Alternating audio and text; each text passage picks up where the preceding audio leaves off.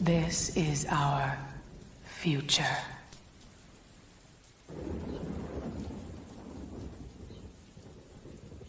She is the scariest female on the planet. She is inevitable.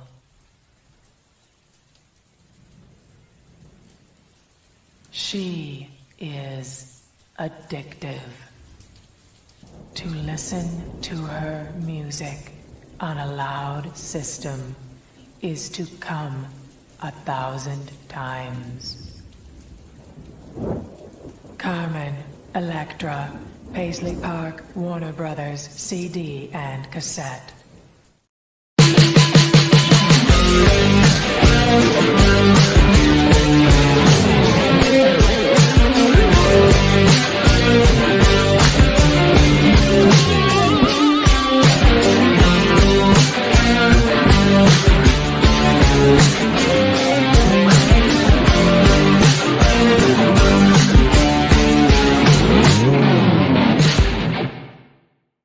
What is up, everybody? WTF? Welcome to Funkatopia. I hope you guys are doing fantastically well. Yes, tonight I am on my own this evening, so I hope you guys will be okay with that.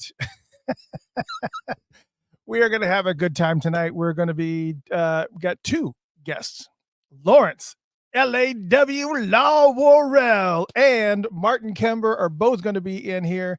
And so we got a double show tonight. It's going to be two guests for the price of one.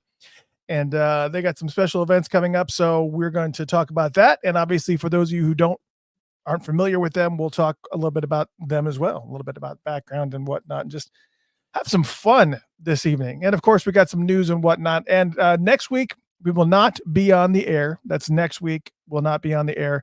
But the following week, which is now I got to look at a calendar now. See, this is the reality of my world. On the 9th, April 9th, we'll be welcoming the one and only Scotty Baldwin, a sound engineer extraordinaire for Prince and many other artists. So you're going to want to tune in because we got Scotty Baldwin in a couple weeks. But next week we're off, but we've been killing it. So I think you'll be perfectly okay. I think you guys will live. April, what is going on? April from Tampa. Yes, I did get the link, but I had already ordered the book. I don't know why. I don't know what where it's at. I'm actually just I'm waiting for it, but I don't know where it's at. So there's that. Susie, what's going on? Krista, hello. Arlene, Joni. Yes, well, I love Carmen Electra as well. I need to get her on the show or something. I think that would be fun to have her actually stop in. Cammie, I hope you're doing well. Hello. Hello times 3 to you as well. Kiaria, Caroline, man, so many folks in here. Susie, Mickey, just P-Funk, what is going on, brother? Christina from Minneapolis, Revolution 86 in the house. And let me tell you, P-Funk says we have a lot to talk about. Yeah, I guess we kind of do. Tell me about some specific topics that you're expecting me to talk about tonight, because maybe I missed some, because there are some things we will discuss, but I don't know that any of it's like dramatically or amazingly important in the Prince news world. Obviously, we got the celebration. We kind of already done. I did the pre-celebration show already, so did the pre-celebration show already. So that we talked about. But normally, how I've done it every year is that once I start making a little bit more announcements, maybe they kind of give a timeline, the host hotel, so that when people start actually being able to create their schedules, we can kind of give you a little bit of a walkthrough of what it's like to step foot in Minneapolis if you've never been before. If you're planning to go for the first time, I normally do a full-blown show. And speaking of which, tonight, right now, is the pre-show. We start the show at 8 p.m. Eastern Standard Time, so this is a little bit of the pre-show. I kind of let you guys get in here and get a little bit comfortable, and then we'll bring in our guests, and we will start the show like we normally should. But this is a little bit of a pre-show action. But what I normally do, going back to the celebration discussion, is once they kind of give a little bit more details on the lineup and everything that's going on, I'll tell you, where the best places to stay at, what's the best places to get around, things that you have to see. There is an issue. One of the plugins went crazy on princecelebration.com. It still works, but for some reason, if you're on the website for like 3 seconds, it then kicks you to some dating website. I don't know what that is about. It's on my server, so something one of the plugins that we use must have gotten, I don't know, gone haywire. So my apologies. I'll get that fixed, and I'll definitely make sure that I let you guys know of what's going on. There is a lot of things. There is a lot of things to actually talk about that I probably won't talk about. Some people that maybe I'll end up talking about it. I'll wait until the news section later on, because there is obviously we had some new developments with Vanessa Bartholomew that proved very interesting. That I was sent text messages from people close to the situation. They said, you need to talk about this. I was like, I don't know, I want to talk about this. But we probably will anyways. And yes, also some other things too. Susie mentioned Mailing Stone Pool's book is coming out, and she actually shared a couple of different book covers with me, but I did not pull them up. But I will. Maybe I'll try to figure out some way to show it to you. But the book is done, and apparently right now they're working on the cover itself. So that book's been a long time coming, and it is, it is here. So now we just got to wait for the cover to get done, and then we can talk about it a little bit more. But again, it has been a long couple of months. We've done so many interviews this year. It's been insane. I mean, since the year started, we did interview with artist Maggie Keene, who was the lovely artist who did the mural in Phoenix, Arizona. Plus, on top of that, she also just got done doing the one in Atlanta too, which I might add for some reason, and I'll have to see if Maggie knows about this or what happened or whatever the case was. But somebody got their picture taken in Atlanta in front of the Atlanta mural recently that I had seen, and the glasses were gone. The mirror glasses were gone. And I don't know what the reasoning for that was. Maybe it caused, I don't know what happened. Something weird happened. But anyways, we interviewed Maggie Keene, interviewed Steve Park, obviously, Marcus Thompson from the Timex Social Club. We had Michael Bland and Sonny T on the show. Then we had Rick James, Stone City Band on the show.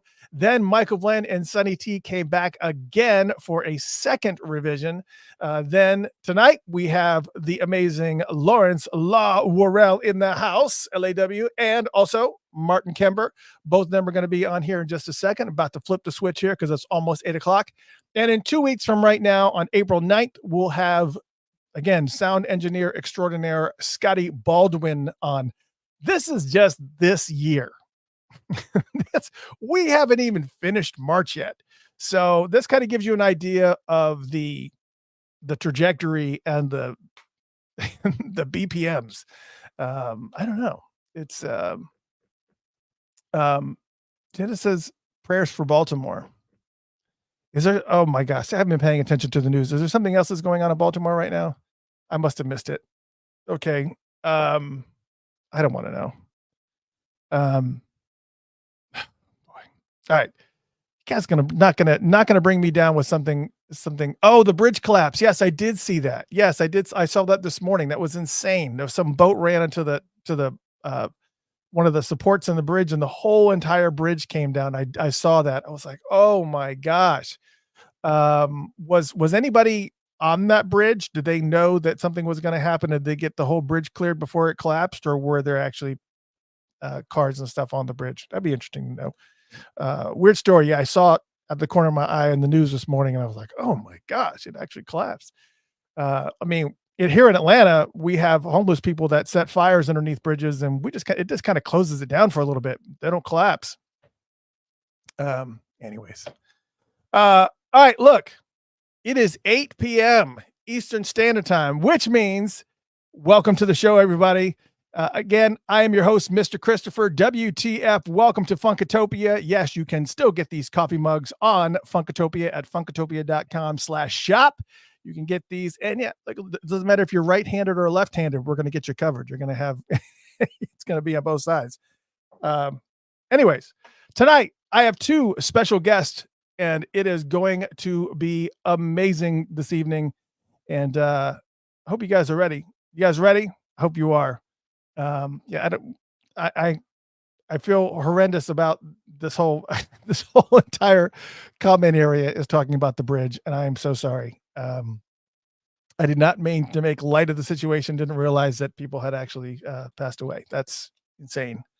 Okay, but we're not going to go there. Maybe we'll cover it again in the news section, but I want to make sure that we kind of take a moment of silence. All right. Cool. Let's move on. Ladies and gentlemen, I want to bring in two guests. Now, it was funny because both of these guests have been on the show before, back in 2021. I cannot believe it has been that long since both of them were on the show. Two separate shows, by the way. And here they are again 3 years later. Let me bring them on one at a time. I'm going to start with the one and only Martin Kember in the house. What's going on, Martin? Hey, man. How you doing, Mr. Christopher? How you doing, man? Good to see you. Look, you got the guard up and everything. Oh man. Oh yeah, I'm in my studio, so my home studio. So this is my den. I need one of those. I did so much recording, back in the days, especially back in the 80s, without one of those. And somebody sold me on one of those where you can like and he actually held the screen up and he flicked the lighter and he was like showing that he could not blow out the lighter as you blew through it. Right. Good old popper stopper. But then, of course, when you use SM58s like I do, well, the SM57s is what I started only because In Excess used them, and I was just like, "You're using a 57 for a vocal mic? All right, cool, I'll try it." But it was so P and T hot, so I was like, "Okay, never mind." Ladies and gentlemen, Martin Kember, the one and only Martin Kember, and wait, hold on, we got one more. Look, all right. LAW, let me know when you're ready. I see you popping and locking over there. All right, let me hold on a second. He's ready? All right, ladies and gentlemen, LAW's in the house. What's up, buddy? Yeah. What's up, fellas? What up, Martin? What up, boy? How you doing, brother? Great, excellent, blessed. What up, Chris? I see you, baby. Yeah, man. Look, you're right. You've been working, man. Y'all really been working, man. I've been watching. I've been creeping in every chance I got, man. I said these boys is working.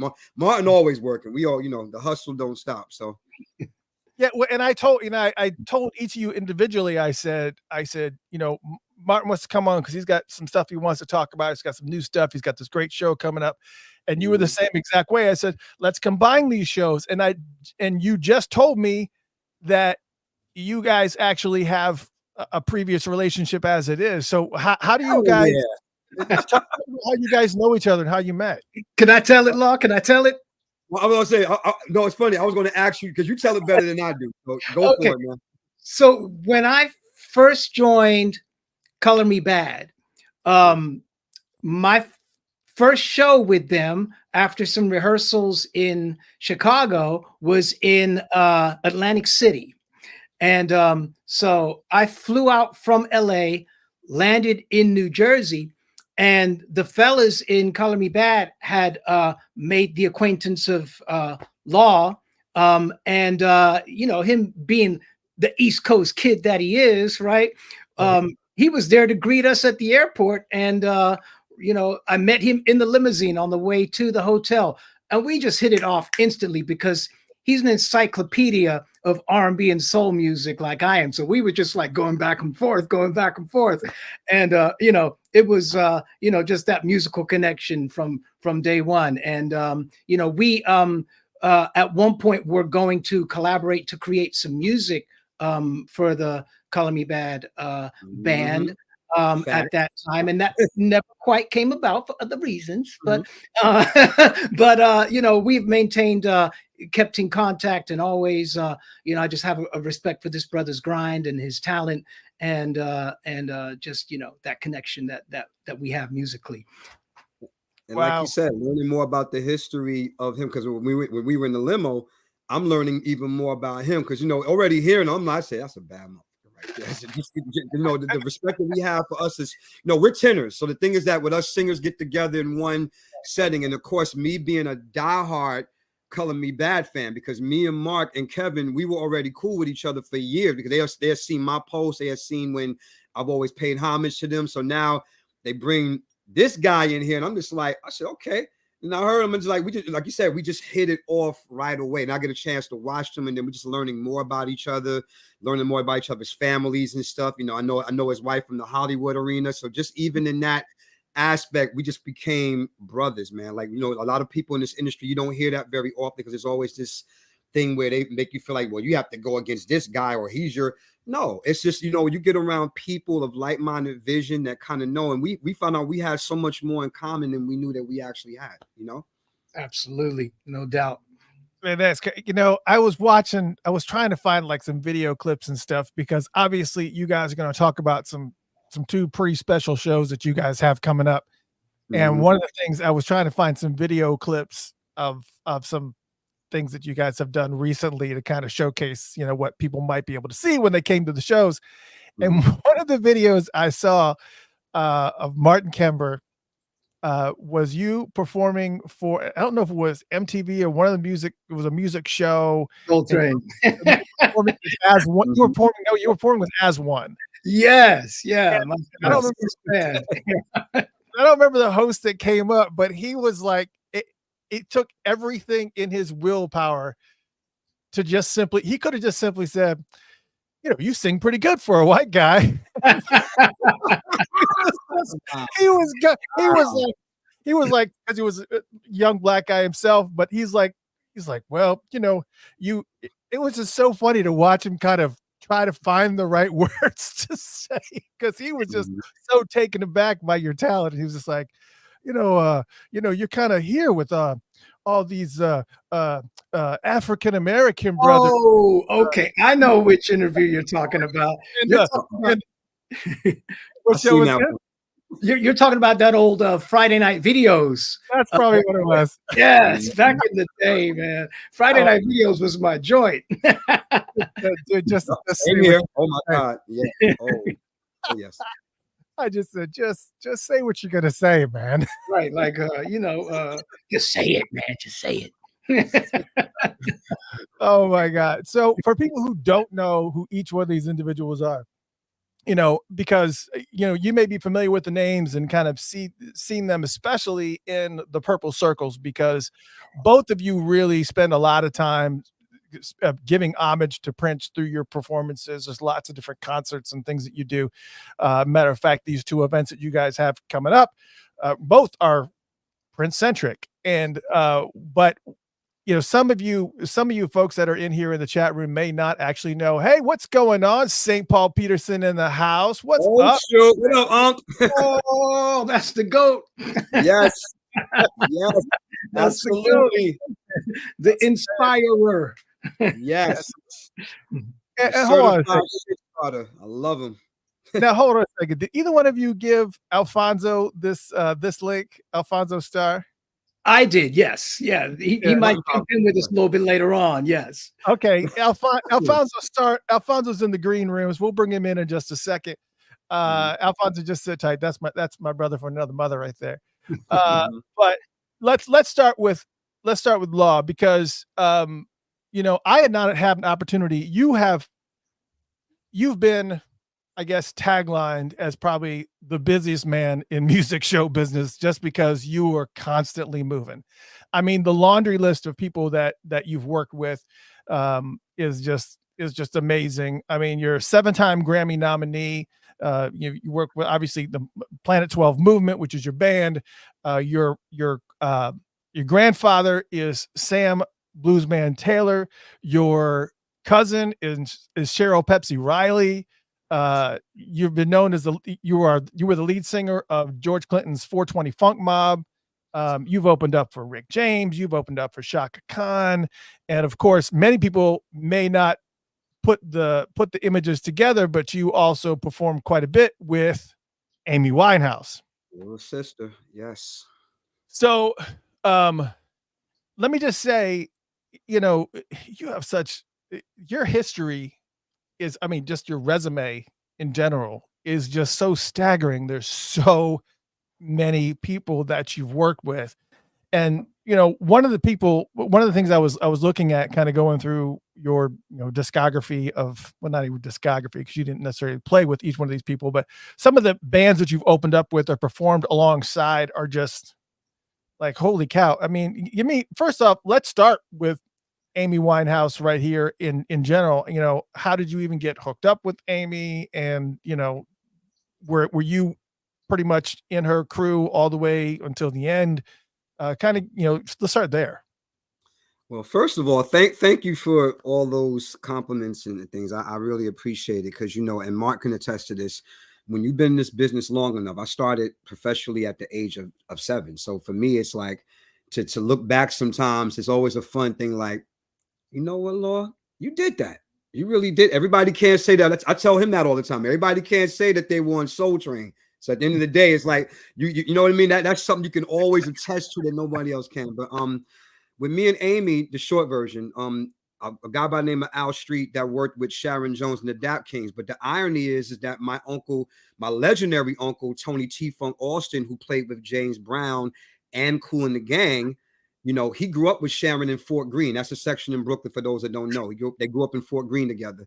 And, I learned this years later before I would even come in contact with Amy, just because that Al loved the way I sung and danced, and we both played guitar. So he would always be like, yo, we got to get together and do some stuff. And I'm like, sure. So it just so happens they had a corporate gig. The lead singer had dropped out the last minute and they wanted somebody who can sing and dance. And Al was like, yo, get Law, man, because Law knows all these songs. He got a mean voice. His falsetto is crazy, and he can play and dance, blah, blah, blah, blah. And I'm like, okay. I did the gig. I gave him my card. And next thing you know, I get a call from this guy named Ray, who begins to tell me about his art. He said, we got this artist, Amy Winehouse. She's making her American TV debut on David Letterman. And I was beating myself up because I'm like, I'm usually up on everything. I'm an underground head. So I'm usually up on everything. If it's R&B, funk, or hip hop, or rock and roll, or jazz, I know who they are. And the thing was just like, I'm like, I don't know who this is. And of course, I had just got through working, I sang backup for Shaka Khan, and we opened up for her too, and Freddie Jackson, all these different people. So I'm at a point in my career where it's like, okay, I don't know who this person is, but let me check them out first. Because, if my name and my image is going to be attached with this thing in a resume form, I don't want to be some clown shit that I don't co-sign. I'm a Brooklyn dude. We don't really, I got to make sure shit is right. I went on YouTube, typed her name in, and the first song that came up was Fuck Me Pumps from her first album. I was done. I'm like, yeah, hell yeah. I called them right back. I tried to act like I didn't have nothing else to do. Like, I got some stuff to do. And I'm like, yeah, you got another 2 weeks before you go back out on the road. You can use some extra work. And I agree. And the rest is history. And then, of course, that led to me doing the MTV Movie Awards with her. And she loved my demo so much, which hadn't become that would become my first album, The Planet Soul Syndrome. But she loved my album so much that she made me her opening act. And this is at the height of you gotta remember, this is at the height of her whole thing. She's #1. There's a Grammy nomination going on. All this stuff is happening.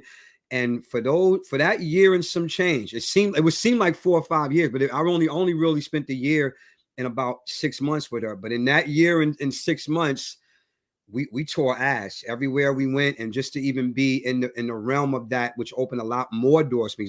As you know, I'm already part of the P-Funk camp. So that's already working out for me on those scales. But to work with a badass feat, and then she knew about my history. That's what blew my mind too. Because one thing I always want people to know is that Amy wasn't your typical 24-year-old.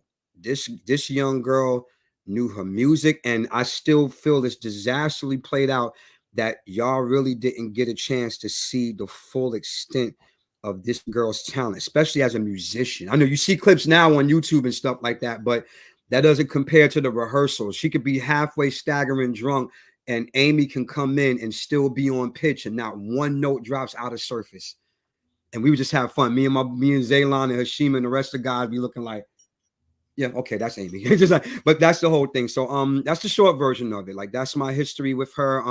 It's the gift that keeps on giving. All the fans around the world, you know, every time they run up on me, they do all the steps, that the choreography that me and Z created. So it's a beautiful thing, man. She still lives in spirit on so many levels, man. And I miss her so much. You know, one thing I find interesting about Amy is that, you know, and especially that age, it's like Yes. you're at your musical, I'm not saying musical peak, but like some of the most creative moments are in that window. Especially, you know, you can say that for every artist with Kendrick Lamar, you can say it with Prince, yeah, obviously, and Michael Jackson, all those people right around that early to mid 20s. And I think about all those artists that died or that passed away when they were 27. That weird, like, because that weird age. Yeah. or 20, all these musicians passed away when they're 27. Amy Winehouse, Robert Johnson, I was longtime blues great, Jim Morrison, Janis Joplin, Jimi Hendrix, Kurt Cobain, like all these friggin' people that passed away when they were, I don't understand what that is, but it's like, it's also for musicians and also for artists in general. I think you get, there's so much creativity going on that it's like borderline torture, because if you don't have an outlet for it and you don't know how to keep it at bay, or a sense of self a lot of times too, because you yeah, get right, lost exactly. of contracts and people pulling you in this direction and this direction. So the thing is, you know, the one thing I'm grateful for is coming from the musical family that I come from that was already in the industry. I had a movie right in front of me growing up. So I literally know, okay, Law, this is what we're not going to do. This is what you are going to do. So that kind of steered me in the course, because I remember hearing those stories, of course, you know, way before Nirvana and Amy, just knowing about, because, you know, my grandfather's relationship with Hendrix, that was like his little brother. He put him in Joy Division and Starlights when he left the band. So the thing is, knowing that and knowing the history, and my grandfather would always tell me, because, you know, my grandfather got caught up in the mix in the mid 70s when an addiction to angel dust. So he would always say to me when he saw me just, you know, on my grind in the music industry, and he would always be like, one thing I'm glad you didn't get into drugs like us. So that's the main thing, you know, because my grandfather got clean, thank God. Like it took him 10 years to do it. But the thing was that I learned in people's self-destructive modes and a lot of different things and different elements playing into place, because sometimes it's not even drugs, a lot of depression and different things. That's why when people always ask me what's my advice of anybody younger than me getting in the industry, and even people that are our ages, I always say to them, the most important thing is to have a strong spirit. And if you are not ready to train that spirit to be strong, guess what? Stay in church, sing in church, do karaoke with your friends and have fun, because this music industry is not built for the fucking weak. I say this over and over. I mean, we're still here. I mean, look at me and Martin. We done survived. That's why I said our conversations are always like 3 or 4, because we survived so many different things of the same caliber, and to still be here doing what we love to do. Thanks to God, thanks to the fans, and of course, thanks to platforms like y'all guys. You know, we're able to accessorize this. And you know, Amy, I remember I'm gonna say this real quick. Amy, I remember one time we were backstage, and I'm already hyped because I'm already a fan. I'm not just working behind her and being an open act. I'm a fan now, and I love all her music. And I'm just like, okay, well, when's the next album? I can't wait to hear what you do it next. And she looked at me, she's like, you know, Lazi. She called me Lazi. That was her name for me. You know, Lazi, I'm really not that ambitious. I'd rather be home with Blake. That's her boyfriend. Y'all know, if y'all seen the red carpet stuff, and the movie comes out in May, so you'll see all the. But she should be like, I'd rather be home with Blake. I really don't. And Amy was really like that, and it was interesting because her writing and just her artistry. You know, you would think one have to be isolated to be in that space, but she really was so natural in that habitat for her that it threw me off. I'm like, I've never heard that before. It's pretty interesting. So that's when I knew that things were kind of weird and deep in her world. But yeah, but nevertheless, it didn't stop her artistry. So where were you when you heard that Amy performed with Prince?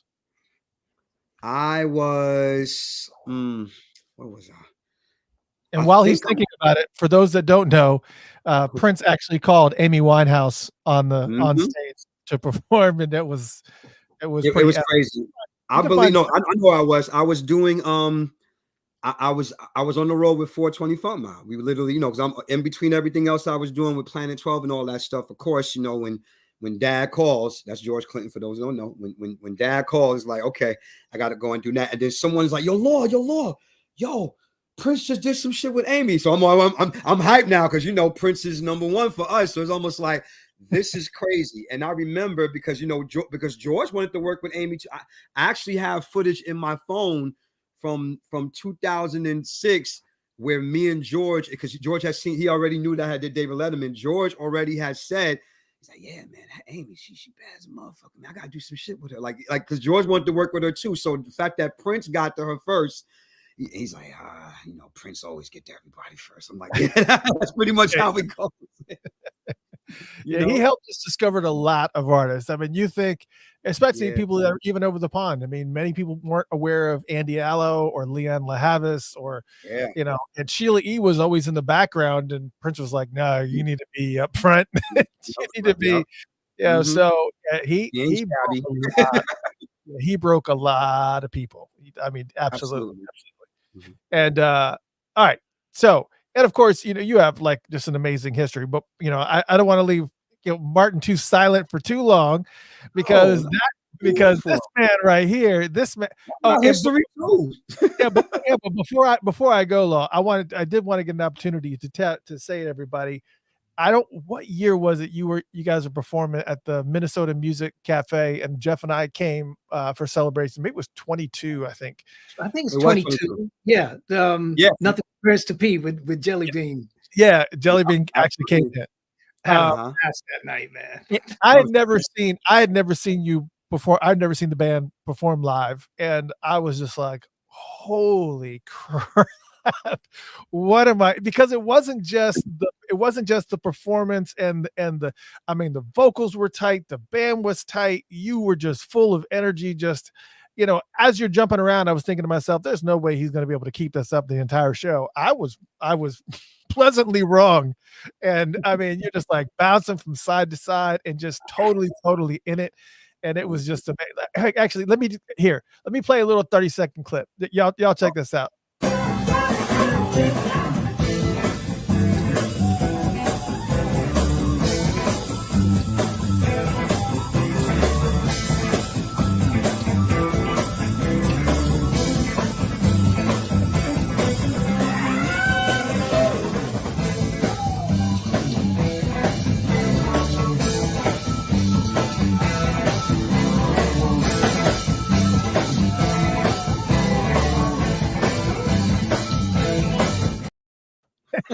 Burning some calories right there.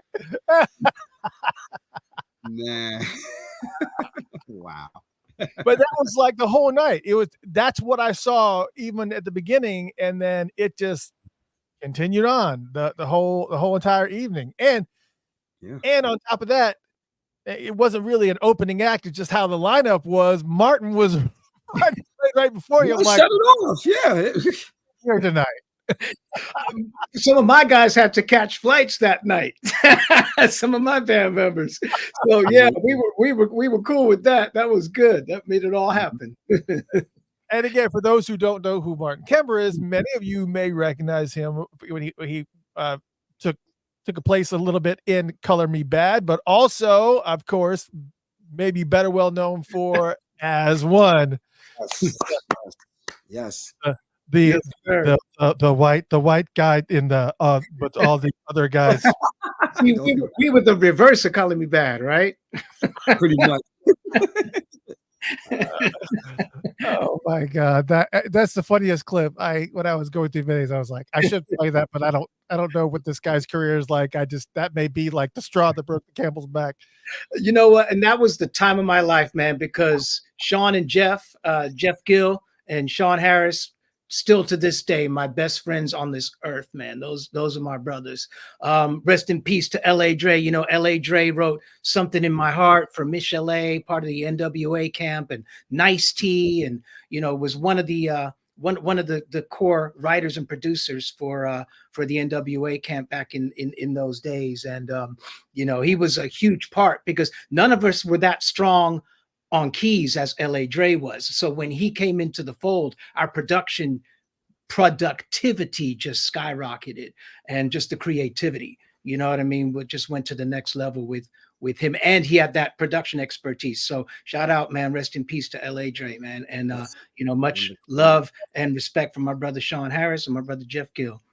Yeah, and you know what's I find interesting about all this other stuff too is that, you know, you've also, your resume also has got all these writing and producing hits and stuff. Yeah. You did a remix for Tupac. Yeah. Yeah, on the Until the End of Time album. We did the remix for Let 'Em Have It with Left Eye and Tupac, and then Thuggin' You Thuggin' Me with Casey and JoJo. So yeah, and that album went on to sell 6 million worldwide. So, you know, I've had my fun in this business, man. Are you still getting royalty checks from that? Times. At times, you know, it's a whole different ball game these days. But yeah, you know, the checks still come in, and they still buy me a Fleming's dinner. You know what I mean? Depends on what side of the wall Suge Knight's on. I got it. Got you. Look, you should be happy though. You know. Oh my God. Yeah. So, I mean, not only that, but what are some of the other songs that you've touched that many people may not know from your resume? Go ahead and just. Well, Kenny Lattimore recorded my song "Who" on his Weekend album. Yep. And you know, he sounded brilliant on that.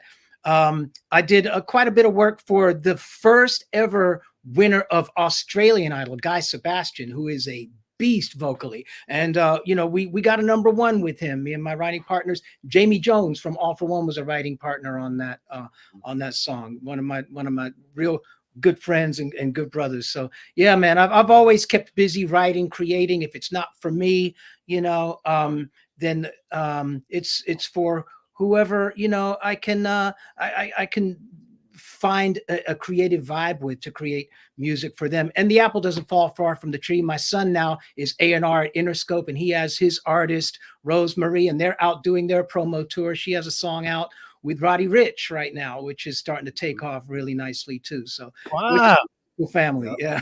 Just shout out to Ash Kimber. And that's amazing because, you know, I think all of us grew up in musical families. Mine was a little bit different. I didn't have any well, I had a lot of, believe it or not, opera singers in my lineage. Being a vocalist, I am also a tenor. It is. So we're the tenors. But so I had some opera singers in my lineage, but also my mother also used to work. She was very heavily tied to the music industry because she used to work for Hullabaloo magazine. Which is now called Circus Magazine. I don't even think, maybe Circus doesn't even exist anymore. But you know, so she was working as a, you know, reporter, working with musicians. So we're all tied to music in some form or fashion, and thank God, because I'll be honest, I don't know exactly where I would be if it wasn't for music, because I just don't, I can't even fathom what my life would be like if music hadn't been, you know, my life. It's just been. I know I'd be dead in prison. I know that for a fact. Right. Yeah. Yeah. Music was my best friend, man. I was one of those kids who was just glued to radio 24/7 and my records 24/7. So, you know, I was this little weird kid with this English accent that moved to the States from London and tried hard all these years to get rid of my accent because I got tired of being made fun of. But now I wish I could get it back. I do. But nice. Yeah, you know, but music was always my best friend, and that was my comfort zone. And you know, I grew up listening to Al Green, the Bee Gees, Ron Isley, and Michael, of course. And then when Prince came along, you know, just mind blown. We got a bunch of love here. Let's start off with love for both of y'all. From Stephanie says, Martin and Laura are two of the greatest live acts right now. They are the truth. Martin is one of the few that can do the Prince scream. I like that both dig into Prince's catalog beyond the hits. Yes. And that is true. That's what I loved most about your show, Law. I mean, both of you, but because Martin, I actually have a clip that I'll be playing here in just a second of If I Was Your Girlfriend. So I want to make sure I play that clip. Also, you sent me a new track that you also did, and I'll play that as well.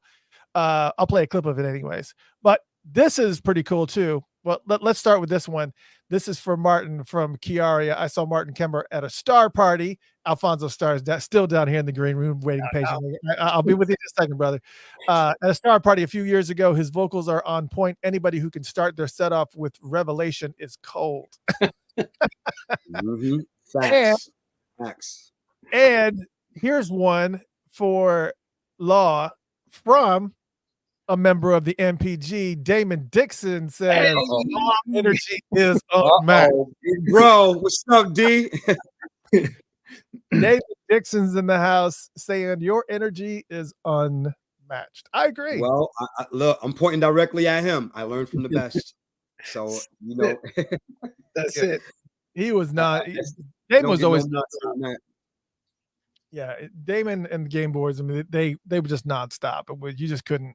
Tony M, man, that's my brother right there. I mean, yeah, it's you know, I can't say it no better. It's just, I mean, I championed for that Prince era probably harder than anybody else because I knew, and Mark can attest to this too, because the thing with us being such diehard Prince connoisseurs and people who were, you know, we're writers and producers too. So the thing is, we were able, like just like you, Chris, we were able to go beyond the normal thing of what people always expected. But Prince, like Stevie, very much like Stevie Wonder, always gave you the unexpected.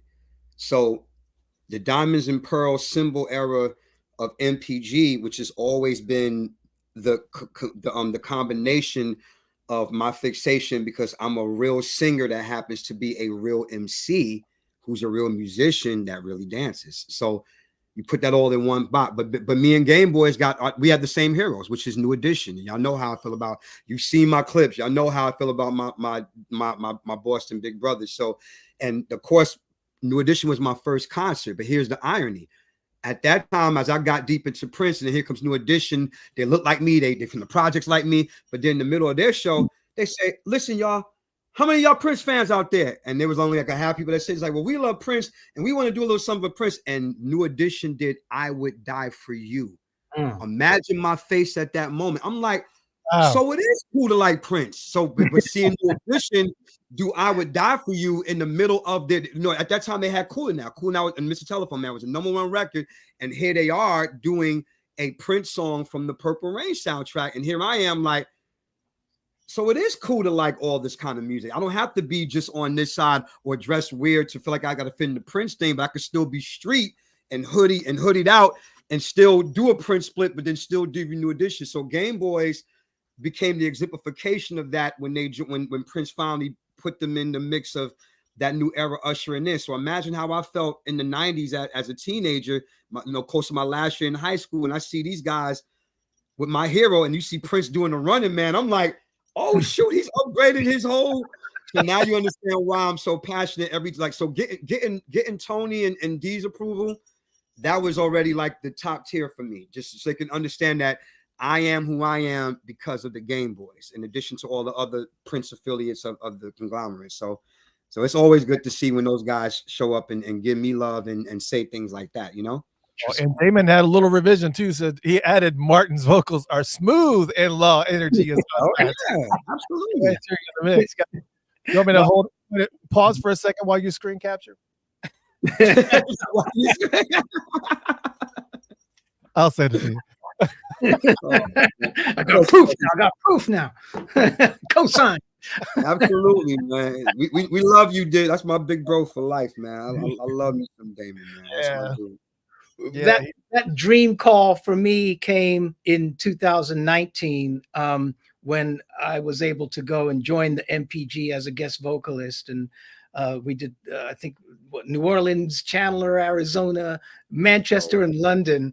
And I would just come out and do a door and maybe Pop Life or something like that, man. And it was just, man, with Dame and Tony M and the MPG, I'm on the same stage as my idols, bro. That was the same way I can't remember what celebration it was. I think it was 2018 or whatever it was. And I was there to see MPG was playing at some club, and I can't even remember the name of the club. And then I get a phone call from Jill, and she said, hey, MPG is about to go on. They're playing a club in Minneapolis. and wants to know if you want to come out and introduce them. I'm like, what? And I was like 2 blocks away, and I'm like running down the street. I was like, I got to get up there. I literally had to run into the club, run onto the stage, and then I introduced them. And I was like, I can't believe they asked me to introduce them. This is amazing. I'm introducing NPG in Minneapolis, which is just amazing. I mean, that's not performing with them, but it's just even, again, to be sitting and standing on the same stage as these legends. It's just like, man. It's the equivalent to getting a Grammy. I say this all the time, and you can quote me on this, but anytime either one of us or anybody that attests to any influence that they have musically, it's one thing when your fans give you love, because of course, if they like what you're doing, they support you, they come out, you know, they buy the merch, they buy the records. But when people should be like, oh, Lord be always bragging, I said, you damn right. I said, because you got to understand something. For a kid like me growing up on St. Mark's Avenue, Albany projects, hood, slum, ghetto, to be rocking with my heroes. I told my mother one day that I was going to meet Morris Day in the time, and I ended up becoming an opening act and doing songs with Jelly Bean and Monty, you know, Antonium. So the thing is, for me, that's the equivalent of a platinum award or a Grammy. Even if I never got one, I have the respect and the honor of the men and the women who influenced me in this business. And I can go with that. You can go everywhere and around the world, no matter what. And it keeps you working too, because people will continue to know more about you, and it builds more to your resume, your reputation, because resume and reputation is everything in this business. Because you can have the dopest music in the world, but if you're an asshole, it's not going to amount to anything. But if you have both things working for you, you're a nice person, you love your fans, you treat your fans right, and you do good music, and you get the respect of the people, you know, like Mr. Christopher and all the other platforms that support us, you know, it's beauty. It's really beauty personified. So I know how you feel in those moments, even if you just was announcing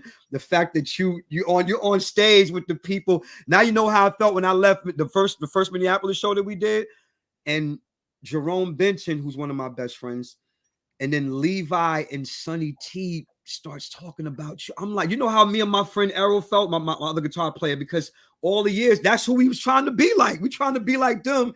And they noticed, they're like, man, we love what y'all guys do. And for me, it's just like, if I don't never get nothing else in life, I got that. And that's what keeps me going. A lot of our people in the industry, right, Martin? A lot of people who we know, I ain't saying no names, but people who never really got those kind of credits and those props from the people who they were trying to not emulate, but more so just kind of give light to what they were doing.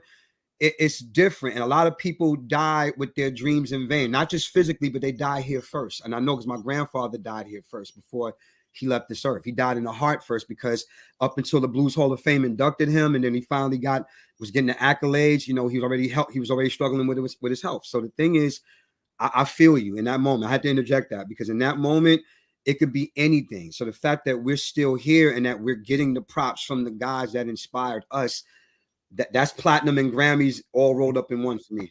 So it means everything. And, you know, I always say that, you know, one of the things when Prince first passed away, one of the things that like hit me was like that feeling of being at that show, at that arena, and just absorbing all of that highest level talent. Yes. That was a euphoric experience for somebody like myself.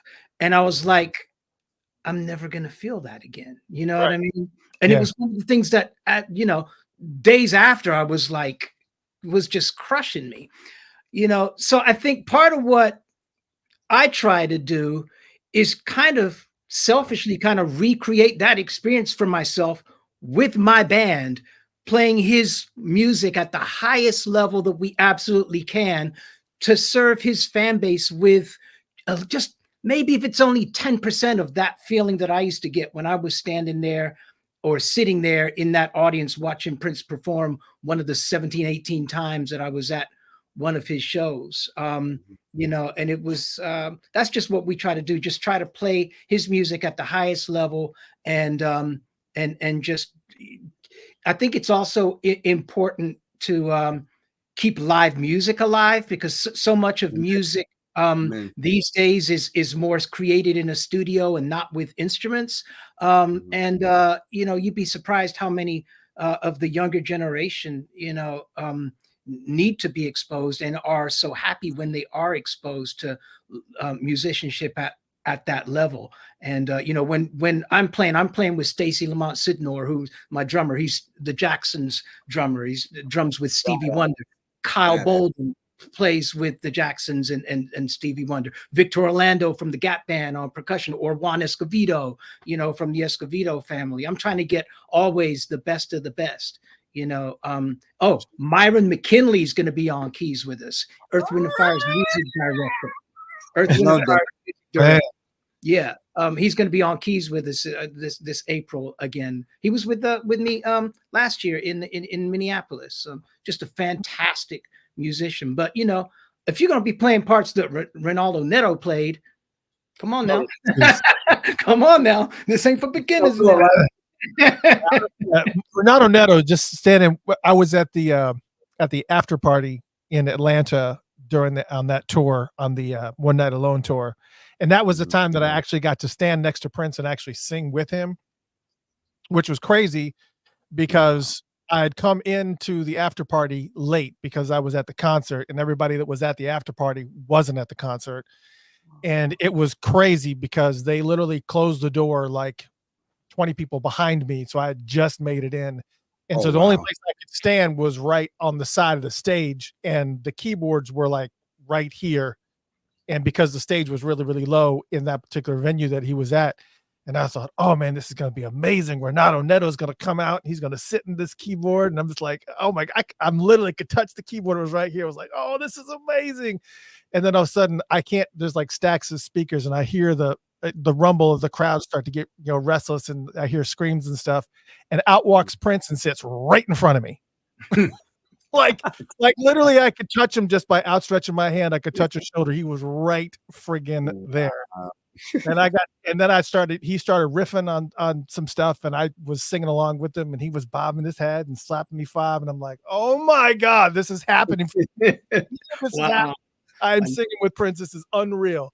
I never got to meet Prince. I always and then he got up and went to the front of the stage, and then Renato came out. And of course, you know, but at that point, I'm just like, my night is done. I mean, you could have tied a string to my ankle and just carried me around like a balloon the whole freaking night, man. I was just like, dude, I'm done.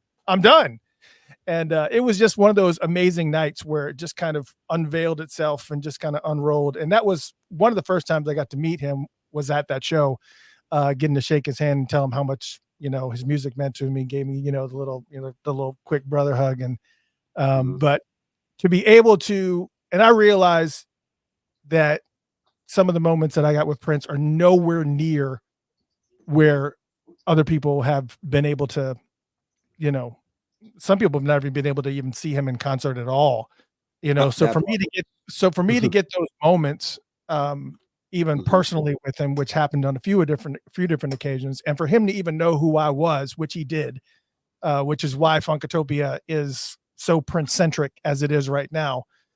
Every time he Facebook posted about me or tweeted about me, I tried my best to screen capture it, and just like, oh my God, he's talking about why is he talking about Funkatopia? Why? And I say this all the time. It's like, why was I even on his radar? Just, you know, but it was just that he was just that type of dude where he was just so in touch with what everybody was talking about. And he knew as long as you brought positivity, he was all about it. He was always, you know, that was just the reality of who he was as a person. So, yeah.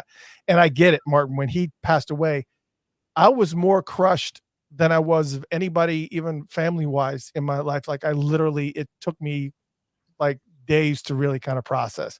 You know, I put on a brave face and was just, you know, everybody said, you know, are you good? I'm like, oh yeah, man, I'm fine. You know, I wasn't even close. You know that already. I wasn't even.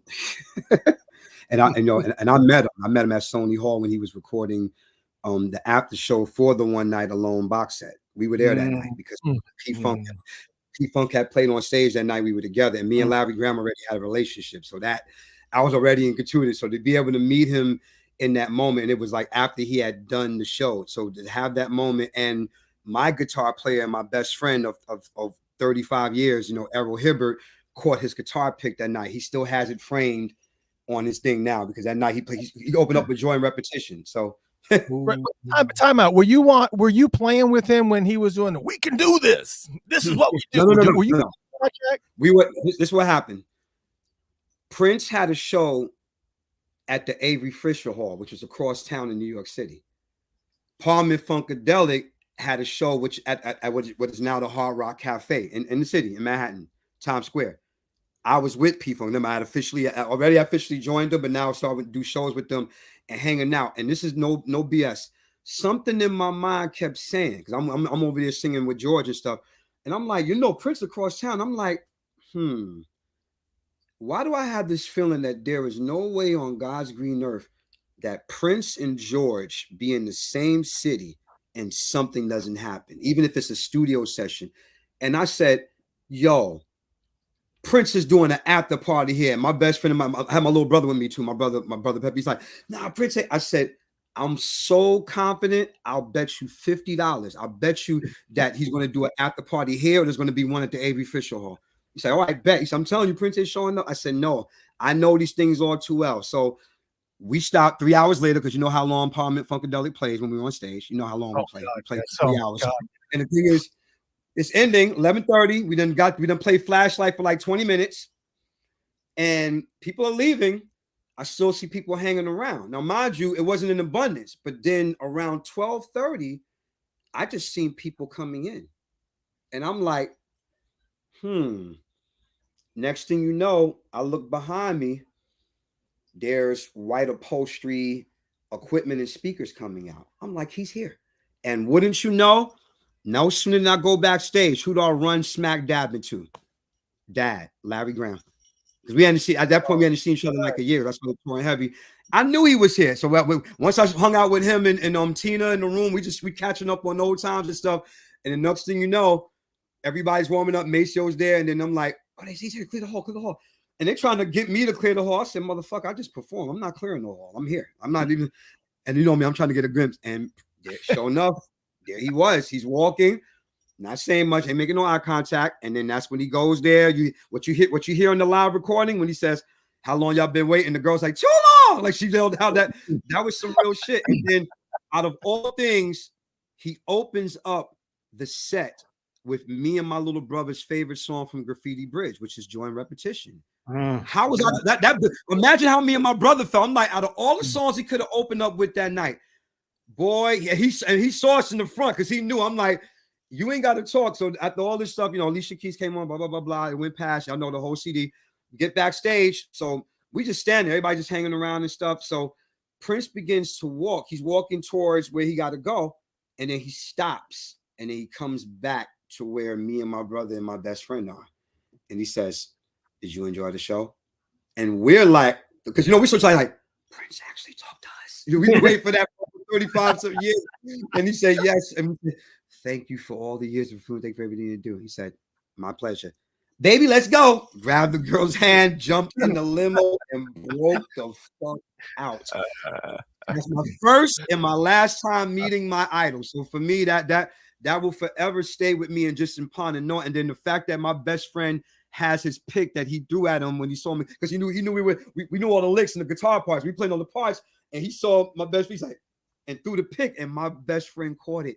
It's still on his mantle to this day, some 30s and 20 some years later.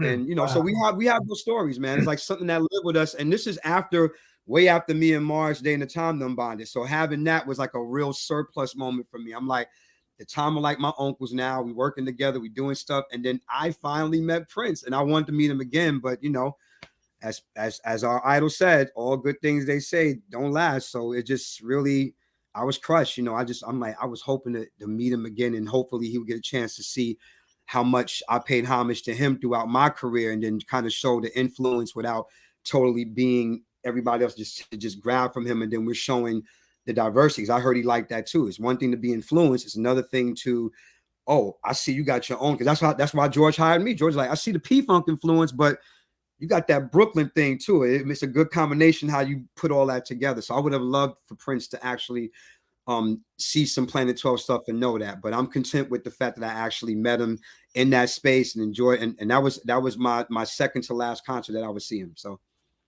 Oh man, and you said, Martin, you said you've seen him like 17 times. I've been to the shows. I never got to meet him, unfortunately. I always thought one of these days. But yeah, I never got to meet him. But I traveled to Wembley to London to go to the Nude tour by myself. that was outrageous, Top Yes. I counted 17, and that's including that includes after the Aladdin show. He did an after party that night in Las Vegas, and I was at that one too. And my little short butt climbed up on the speaker on the side, and I was on the side looking down at the stage watching Prince. Nobody gotta count the after parties. Oh my God! Because I've seen Prince 27 times. 26 and 27 were his final 2 Atlanta shows. So I was at the 7 p.m. show and the 10 p.m. show here in Atlanta, and of course I count the after parties because they're like 2 hours long, and there's separate components we work together. Yeah, the first tour I saw was 1999, and that one shouldn't have counted because I was young. I was young and stupid, and I don't know how old I was at the time. That was 83, so I was I was 14, 15, and so I was like, I knew who he was. I liked controversy, and I really hadn't listened too much to 1999 at that point when I was invited to come to it, and me and my friends were just kind of just enjoying it and just goofing off and running up and down the walkways and in the lobby and trying to pick up girls and stuff. So I learned my lesson. That was the dumbest. So yeah, I cheated myself out of a pretty significant musical history moment, and I totally screwed the pooch on that one. But I made it up with 26 more shows. Yes, you did. All right, so I see Mark every time I look down and I see Alfonso. He's in a car. Alfonso, are you? Can you talk? Or are you like? He says he can talk because I want to talk about these shows that you're doing. Alfonso, I'm going to bring Alfonso Starr, good friend of mine, love him dearly. Yes. Alfonso Starr, what's up, brother? There he is. Testing 1 2. Can you hear me? There he is. You got a portable mic and everything. See, man, he's ready. Star in the house. Hey, Law. What's up, sir? So, I don't know if Martin remembers this or not. That show you guys did at the Minnesota Music Cafe, you actually went on before him. After you went off, I'm backstage with Martin, and I said, I don't know who that guy is, but you need to step your game up, Martin. Do you remember me telling you that, man? I didn't know who you were. I didn't know who you were, brother, but you tore shit. I mean, you tore stuff up, man. Man. I said, Martin, I love the ballads, man, but you gotta come out with some up tempo because that brother just killed it. You know what I'm saying? I told you that, Martin. Remember that? Yes, you did, man. Yes, you did. Man, these knees can't do that, man. Not these knees, bro. No, but keep in mind that Martin is already inspiration for me because you got to remember, considering his history and me being such a big fan of his voice and just the overall presentation, because us guys with falsettos, I've always said, because we're all in line when it comes to a falsetto. Everybody, some people got 4 hours, some people got 3. Look, the bottom line is that we all do our justice to honor Minneapolis sound in any fashion, shape, or form. And the thing is just that if I'm going to be aligned with guys, why not be aligned with the best of the best? Because me and Martin would be sitting there like, okay, we were, and mind you, our bands love each other. Because when we first came and everybody was helping out, we were trying to get our sound right and everything, and all the bands were like, and we were, because I'm nice and them boys like, can play. Because I remember. What kind of bass amp is this now, please? I already knew some of the members of his band already. So I already knew they was coming to kill shit. And the bottom line is just that when you get guys who are of the same alignment, it's fun. So even in that matter of speaking, because Martin doesn't have to, I always say, if you know how to captivate what you're doing, and I seen Martin make girls scream. I watched it. I seen it with Tommy Battle. I'm like, listen. You have to know your strengths. You have to know your strengths and recognize. And exactly, and that's the factor. And I I know that my strength is my falsetto, and it's those sexy ballads, man. That's, I think, where I shine the most. And But the way you dress. Don't get it twisted now. We can funk too. I mean, look, again, people, much to what Alfonso said, because we know each other, because we already brothers, in that manner of the community that we're in, because you don't see a lot of that, because usually it's always the other opposite in the end. So even you saying that, I thank you for saying that in retrospect, because of the fact that I've been in other situations where once we do that, or once it becomes this whole thing, now it becomes like, oh, this motherfucker here, now we got to work extra hard. And I said, no, you don't. Just come do what you came to do. I said, I'm coming to do it out. Everybody knows this is what I do, in the same way how they should know this is what you do. And then you put it all together, people come to and explore that in all options. We ain't gonna sit there and be like, well, why is he more of a fan? I'm like, me and Martin got the same fans, people that know us and love us the same way, equally on every level. And me and Martin just sitting there like, that's some more shit for us. Like, we sitting there having the ball and enjoying it, because of the bottom line is because we're brothers outside of all this shit. So I don't really, if the music died tomorrow, that would still be my brother. It doesn't change anything. I like how you came on stage. I like how you came on stage with Martin at the Star Party. Come on, man. I mean, that was. And I was partying with, look, you know, Alfonso, I came out there. Is that my beautiful niece? Hey, wow. That's my niece too, man. You want to talk about dancing skills? That girl there. I asked my baby to come down, because when we do the drawing for the out of town contest for April 21st, I always have Mila usually do that drawing. So, because she's just going to pull it at random. So I asked her to join us. So everybody, we're about to do that. So honey, don't go anywhere. Stay right where you are. All right. Because first I want to talk about the show, and then Law, we're going to talk about your show too. So we got to figure out some way to kind of work it all out. But, all right, because Alfonso's here in the house, and I know he's sitting in his car, and he probably does not have his AC on. So I got to make sure. Shoot, hey man, here in San Francisco, I need heat, man. It's cold. San Francisco's a cold city, man. Don't get it twisted. Yeah, I'm born and raised here in San Francisco. And so many people think, because it's California, they think it's like LA weather. No, it's cold as heck up here right now. Okay. So, right, let me show you. Hey, Chris, I am excited about something. I'm on, next Saturday, I'm going to meet, a Purple brother that I've never met before. I've seen him perform with his former band, and I'm actually hosting the show. I'm not producing the show, but I'm hosting the show. I'm really excited about it.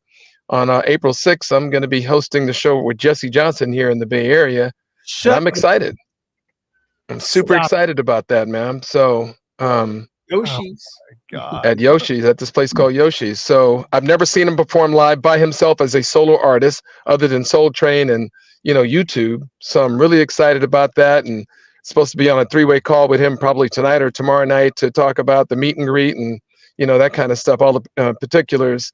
But I'm nervous and excited at the same time about that. So, and I know you're going to be caught up in the moment, but please try to figure out a way to kind of tell him, hey, you should come on Funkatopia and kind of push some of these things. Because if he's planning on touring, I've been trying to get him on the show for years now. I have had the opportunity to see him live, never with the time, obviously, but I saw him solo here at a club called Londell's here in Atlanta, when we had a little bit of a snowstorm. I think it was like a light sheet of ice here in Atlanta, which totally toast everybody here. And it was supposed to be a packed house, but because of the weather, Jesse showed up with the band, and there wasn't even 50 people there. So it was a very, very small, intimate show, and he was just talking with the audience and telling stories, and it was like it was an amazing night. And so I got an opportunity to meet him, but I have been trying to get him to come on the show forever, and I'm going to use any means necessary, and I won't be embarrassed about it whatsoever. So I will definitely send him your way, man. I'll definitely send him your way. I mean, I'm nobody, but I'll still mention it to him. That's for damn sure. So. So yeah, wish me luck with that. But on 421, man, 421, that's going to be an epic day. Let's talk about it. Martin Kember and the unit. celebration of the life and music of Prince. And this is Sunday evening, April 21st, which I might remind everybody is the 8-year anniversary of Prince's passing. Yeah. Which is tough. I wish I could be at this, but not unfortunately. I'm gonna be in Minneapolis. I'm gonna be at the NPG show in Minneapolis, the Brother Show actually, with Sonny T and Michael Bland and Levi Caesar and a bunch of other stuff. But that's like on the total opposite side of the world. But I would love to be at this because the Venice West is amazing and this show is going to be fantastic. So anybody that's on this half of the United States, I mean, come on, this show is going to be amazing. And of course, it's also going to feature my good friend DJ Alfonso Starr in the house. Thank you, because Jeff is not here tonight. So yeah, I think that just downgraded the show.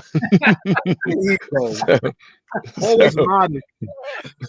But so April 21st, tickets are on sale now. Matter of fact, because for those who may be listening, because as of tomorrow, this show will be audio only on iHeartRadio, Spotify, Apple Music, all those places. So if you're hearing this, you will be able to go to funkatopia.com/Martin. That's funkatopia.com/Martin, and you will be taken directly to the ticket page for this show. And also do the same thing for Law, funkatopia.com/Law. You can go right to get tickets from there as well. I try to make it easier so that you guys, if you're driving or whatever, like Alfonso is, you can just remember that part. That's easy enough. So funkatopia.com/Martin to get to this show. It's in Venice, California, at the Venice West. Again, DJ Alfonso Starr and Martin Kember in the unit are going to be there. Martin, tell us a little bit about what they can expect to see when they show up here. Well, I'm trying to figure out which of the Prince albums we are not touching. We're getting a lot of them. Great. So I will say that we're not covering anything from the For You album, right? So I'm trying to think of the ones we're not. But so many of the other albums we're at least doing one song from. So it's going to be a blast. We're going deep into his catalog. We're going to do a couple of the hits, but it's going to be. I wanted to do a couple of the emotional songs that are emotional to me of Prince's because of the day, but I will not do Sometimes It Snows in April because I can't get through that song, right? Yes. So I'm going to leave that one to others who can. But yeah, we're going to be having a great time. We're going to be doing the up tempos. We're going to be doing the mid tempos. We're going to be doing some stuff from Hit and Run all the way back to the 1979 Prince album, and everything, a little bit of everything in between. And so, and again, Myra McKinley on keys, which is Earth, Wind and Fire's music director. He'll be with us that night. Also, Stacy Lamont Sidnor on drums, Kyle Bolden on guitar, Romel will be on bass. Shout out to John Stewart, who was typically one of the most often bass players that the unit would play with. He passed away in a car accident not long after my last show at the Venice West. So this was also a tribute to my brother John Stewart. We will miss you. Romel will be playing the bass in place of John for this show. And again, Alfonso is going to bring the funk and I will bring the melody, and it's just going to be a celebration of all things purple. So and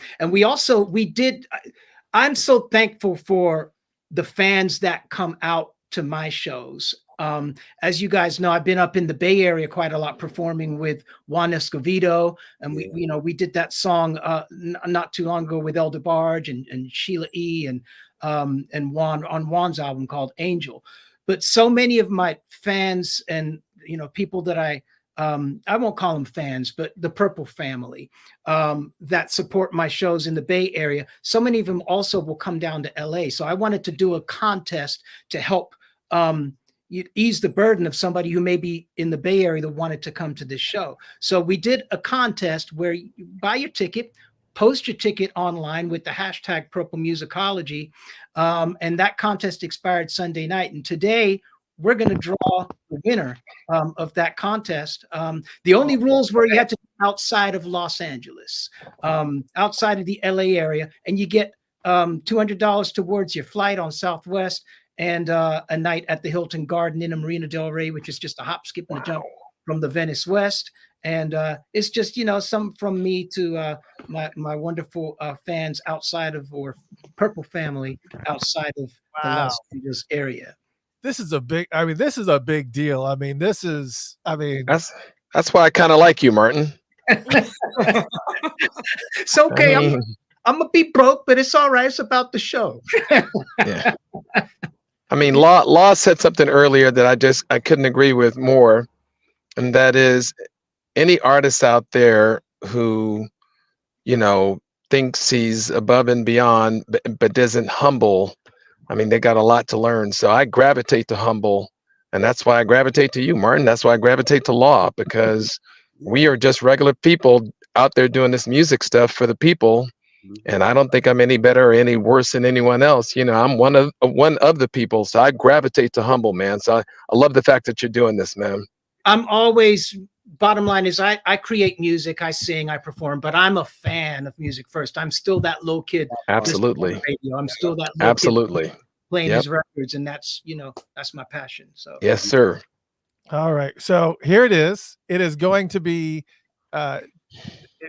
you win a hotel and $200 towards your flight to LA. You get a night at the Hilton Garden Inn, and it's and dear, are you ready? Are you ready to do the drawing? I'm scared. Do you have the just reach into the bottom and pull one out, shake it to make sure it's only one. I'm hella nervous. And then you'll watch it. Okay. It's gonna be here. All right, we're doing the drawing. Shaking right and now. stuff. Okay, ready? Shake it up a little bit more. I'm hella nervous. Close your eyes if you want to. Get it, Mila. I'm scared. I'm scared too.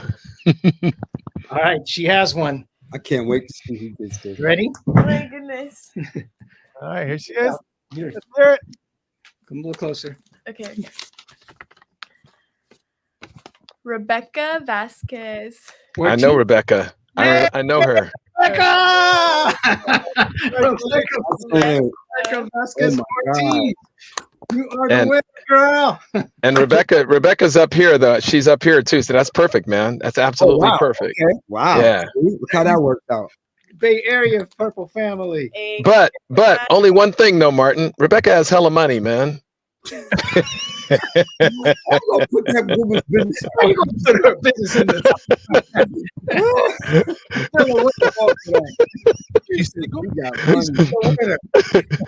I'm just playing, man. I'm just playing.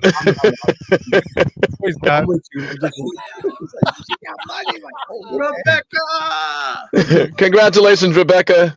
You deserve it, girl. Rebecca's always like on the Love Sexy crew. She's always right there, right in front of you, man, singing with you, man. It's so freaking cool. So she's definitely fam. She's Purple fam, man.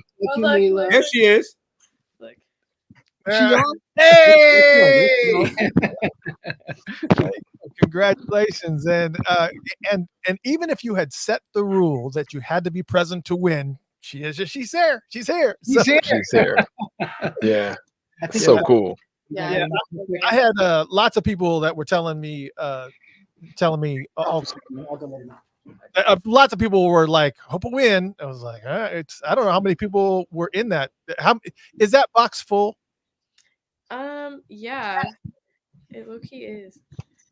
That's it low key. I couldn't really see. I was like closing my eyes, but yeah. A whole lot of people. Yeah. There you go. And I think that was the purple Hawaii box, wasn't it? Wasn't that the Hawaii box, Martin? Is that where you got that purple box?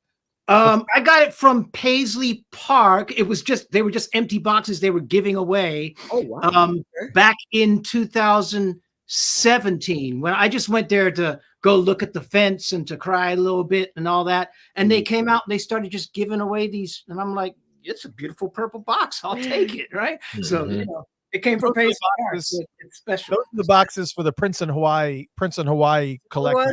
everything. Yeah, so they had like shirts and lay flowers, fake lay flowers in it, and a book. You caught a good deal. Yeah, it was empty though, but that's Mine okay. was empty, but you know, I'll take it's still the box. Yeah. That's what I'm gonna say. It's take it for what it is. It's still.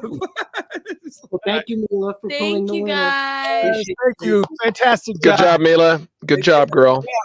I'm And, proud of you.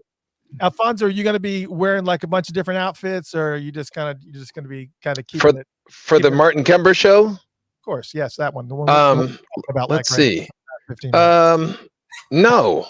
No. Martin Kember. I'm an accessory. I'm a small piece of a really big pie. So it ain't about me, man. It's about the star himself, the man with the pipes, Mr. Martin Kember and his live band. That's what it's about, man. So that's never stopped you before. That's never stopped you before. I mean, yeah, I'll switch it up, maybe. You know you gonna come through with some shit.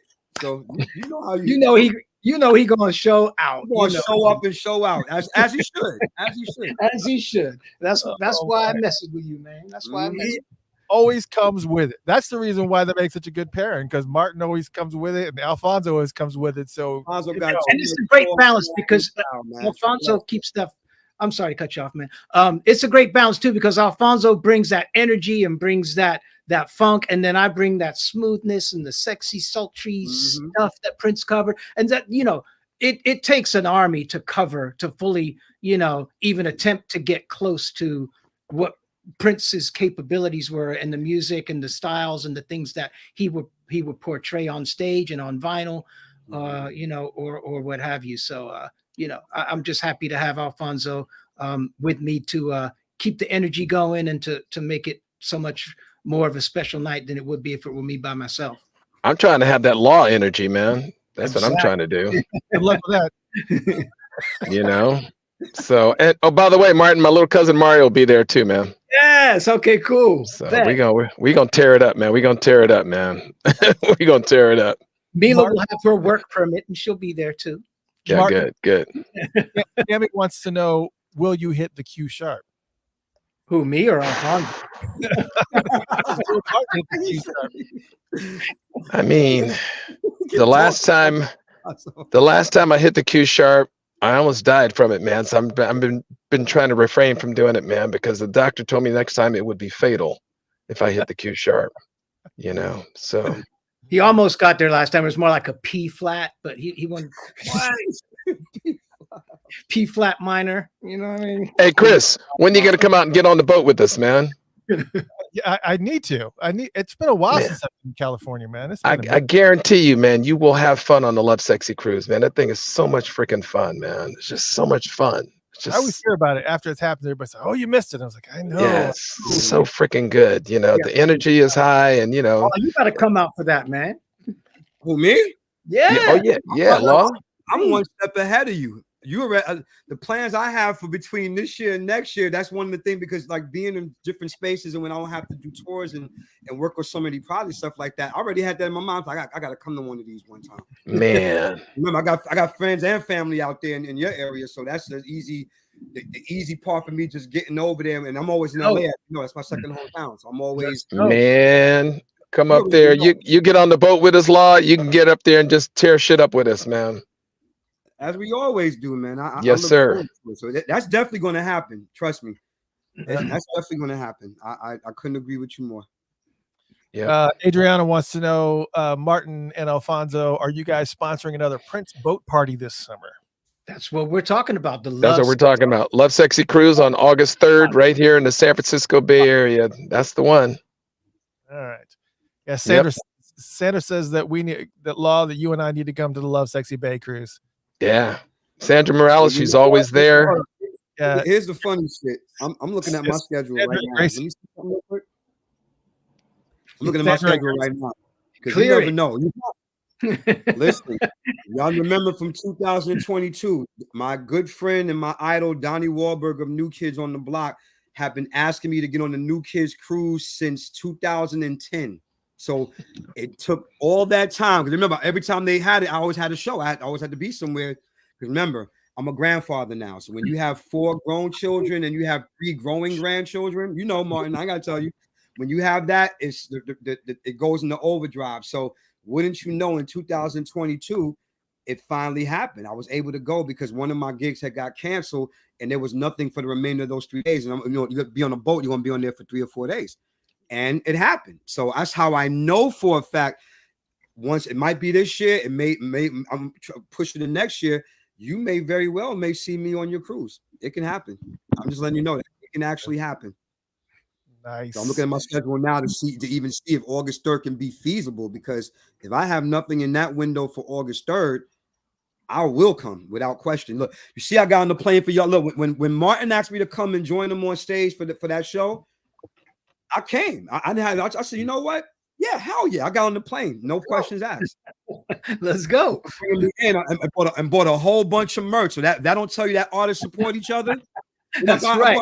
That's like $100 worth of merch. That's right. He did.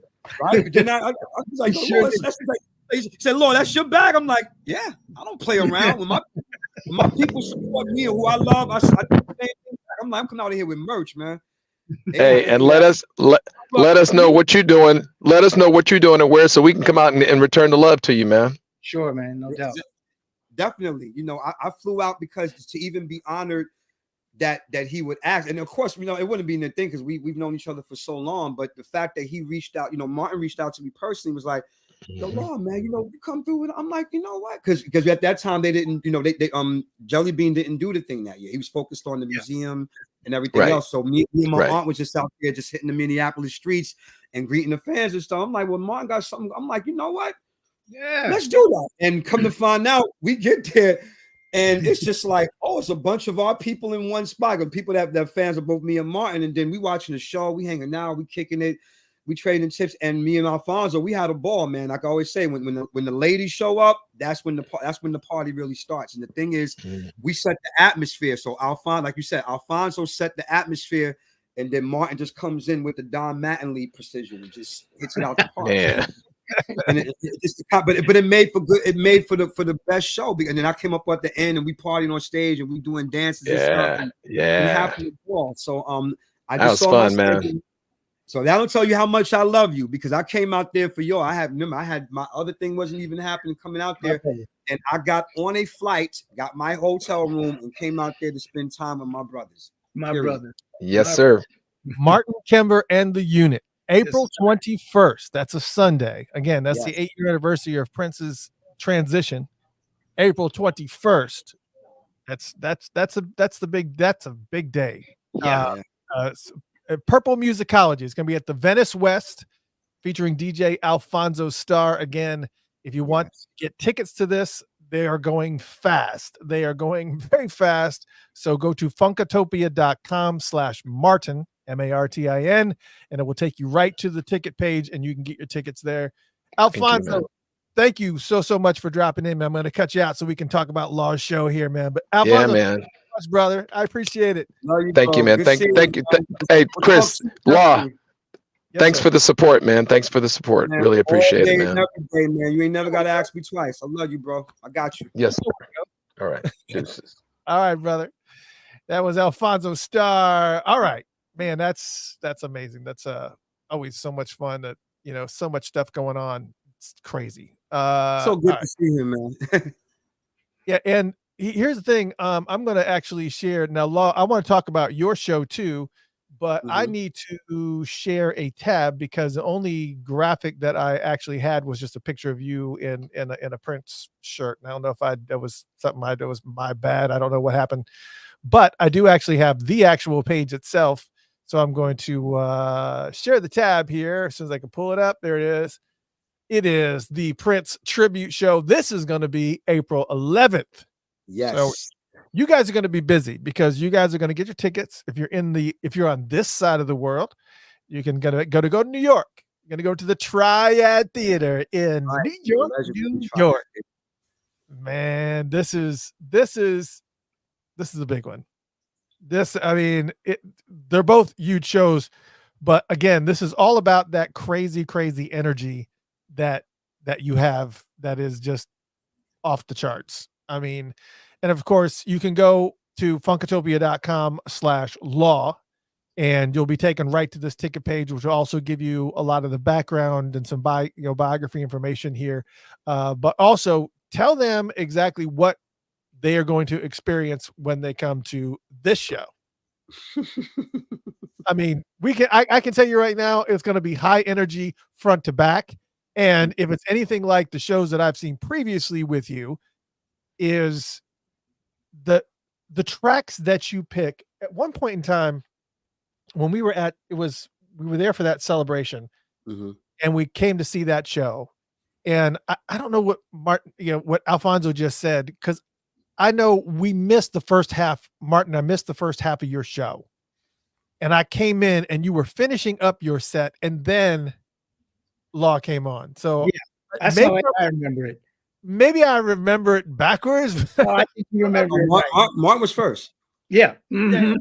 So anyways, but I remember one of the things that I kept writing down, I wrote down on like pieces of paper. I was just like, I can't believe he's playing this song. I can't believe he's playing this song. I can't believe he's playing that song. Because it's not just, I love bands like Purple Experience and all these, these great, like Marshall Charloff is probably one of the most amazing Prince impersonators is a loose word. But he's so friggin' great at what he does. But I don't need to have that Prince experience. There's only one Prince, or only ever will be one Prince. There never is going to be another person that will ever fill the shoes of that man. So I can appreciate it when I come to see an act that just does his music well. I don't need all the, but there comes a time when hits are hits. So, and I feel like Marshall told me, I know I'm kind of going down a little bit rabbit hole here, but Marshall told me, he said, well, the reason why we don't go too far into the rabbit holes is because most of the people that come to see the shows don't know those deeper cuts, and you want to play the music that they want to hear. And I kind of was, I understood what he was saying, but in the same note, I'm like, but the people that come to see Prince centric shows, they know the library, they know those deeper cuts, and it's more of a shock value to be like, oh my God, they're playing that, So tell people a little bit about what they're going to experience, but also share maybe a couple of tracks that may catch people off guard that might give them an idea of what they're going to see. Okay, well, to piggyback off of what you just said, is for that very reason, because, and I speak for Martin on this as well, because the reason why the Purple community connects with our shows, individually or collectively, when it comes to us guys, is because of that same thing you just said.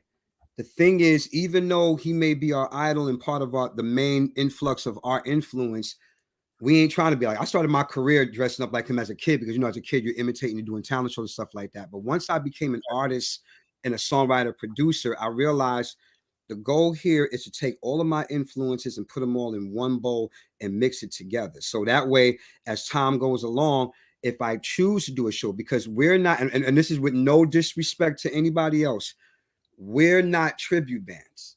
We do tributes, but we're not a tribute band. We don't make our influx of that. We are artists that have music already out as what we do and what we operate. I remember, y'all know Gigi, right? From the Bay? Of course. Gigi, that night when we came out, Gigi said something to me that I've heard before, but never heard it with such passion. She said, because my first time meeting her, she's like, you know anything about us? We don't tolerate too much to people doing Prince's stuff and the way we feel about them. But you did it in such a way and you did songs that everybody else don't live. And I take pride in that. And so does Martin as well, because the thing is that you have to create the environment. See, a lot of those type of artists, they're scared to take risk, especially when there's money involved. Because when you're booking out a show, let's keep it on. When you're booking out a show, like, well, they might be scared if I don't do the particular cut. But see, it's like that with the Jacksons, New Edition, any artists who I love, the Ozzy Brothers, because I always warn people ahead of time.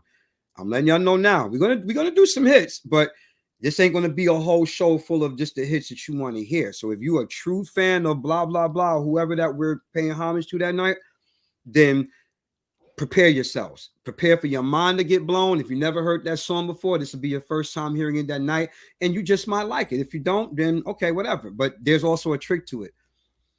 I always say for people to appreciate deep cuts of artists who we love, and even just covers in general, your originals have to kick ass. Because the thing is that if your originals are not slam, and I'm only saying this because of what fans tell me and because of the support that I get from my family. They love all, even when I did, I mean, I wrote and produced She Can Get It and featuring on Jelly Bean and Monty and Tony. And people just found it. I was like, so that's basically you on all the instruments except for Jelly Bean on guitar and Monty on second keyboard. I'm like, yeah, that's me playing drums and bass and all. And they're like, wow, that's kid. So the fact that I already got them in, they already saying, well, damn, if he does all that with that kind of stuff, I want to hear how he does Race and Space a la Cumin. You know what I'm saying? I want to see if he does Live for Love, because nobody never touches the stuff that we love. Live for Love is my favorite song on Diamonds and Pearls. Not all the hit stuff that everybody else likes. So again, the thing is when people come to a law show, they're going to get the high energy. They're going to see that we're not just singing, rapping, and doing splits, but everybody knows I'm about my business on this shit right here. I don't have to tell you that. You already know. That's pretty much a thing. They come in to get the spirit of my idol flows through me in that moment. That could be anybody, whether I'm doing Michael, New Edition, the Ozzy Brothers, or whoever. The spirit of how they influence me is going to transfer through my band, through me, and to that audience. So with Prince, it's just extra because that's the main part. So you're going to get B-sides, you're going to get affiliates. And of course, because of my work with my Minneapolis uncles, Mars and the Time, and then as you see, we had Jelly Bean and we had Eddie in with us on a couple of our sold out shows. So you never know who's going to show up sometimes.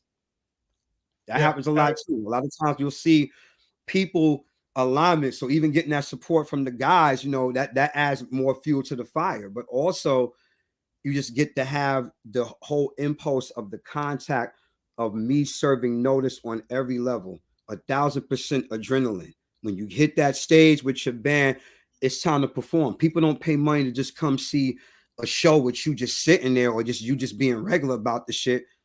Be forceful. Like when I saw Martin do Bambi, I'm like, I lost it. I'm like, yep. I said, because if you're gonna do it, that's how the fuck you're supposed to do it. Right. That's what I told you. I'm a fan. So for me, it's like, if you're gonna do that, don't be timid with the shit. But just like what Chris said, come a dime a dozen. It's the same reason why I have not gone to see the Michael Jackson Broadway play, even though I heard it was good. But for me, if you ain't doing them Jackson 5 steps right, and I know all the choreography, it's almost like I don't really want to spend that money to come and see. I'd rather go see a band that plays the stuff and guys that actually do the steps. So when we do any of those guys, the fans know what they're getting when they come to my show. High energy. And yeah, we're going to definitely do some hit. We can be like, I said, no. Now, mind you, we may very well do a show in the future that might just be strictly deep cuts. And guess what? The real Prince fans will show up for that show. The real Prince fans don't care. I mean, we'll sneak one in there, but the thing is that I'm smart enough to know, okay, some people are coming for this. Some people are coming for that. Shit, some people may come to hear Call the Law. You never know. We may pull that out. It can happen. We may go there with black motherfuckers in the house. It's very, you know what I mean? Like we literally, you know, it could be mutiny. You know, it could be possessed. It could be girl. It could be 200 balloons. Who knows? Like I may get to a point where I might be just funking on You Got the Look and just say, you know, and just go like this and be like, stop the press. And just do the funky part of bat dance. It can happen at any given moment.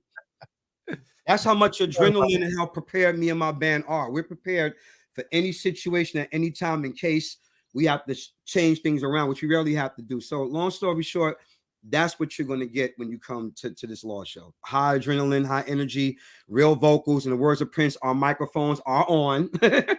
Yep, they are. The vocals are real. So the band is playing. And of course, auto-tune.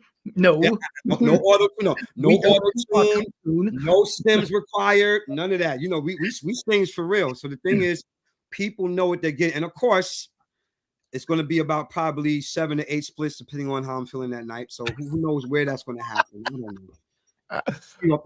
know. Here's a little taste for y'all. Here's a minute 44 taste of Housequake. Try this. Everybody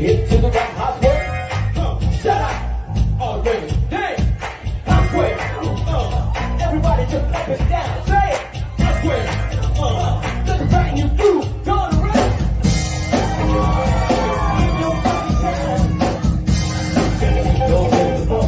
We gotta rock this project. We gotta rock this project. I swear. Big down, come on.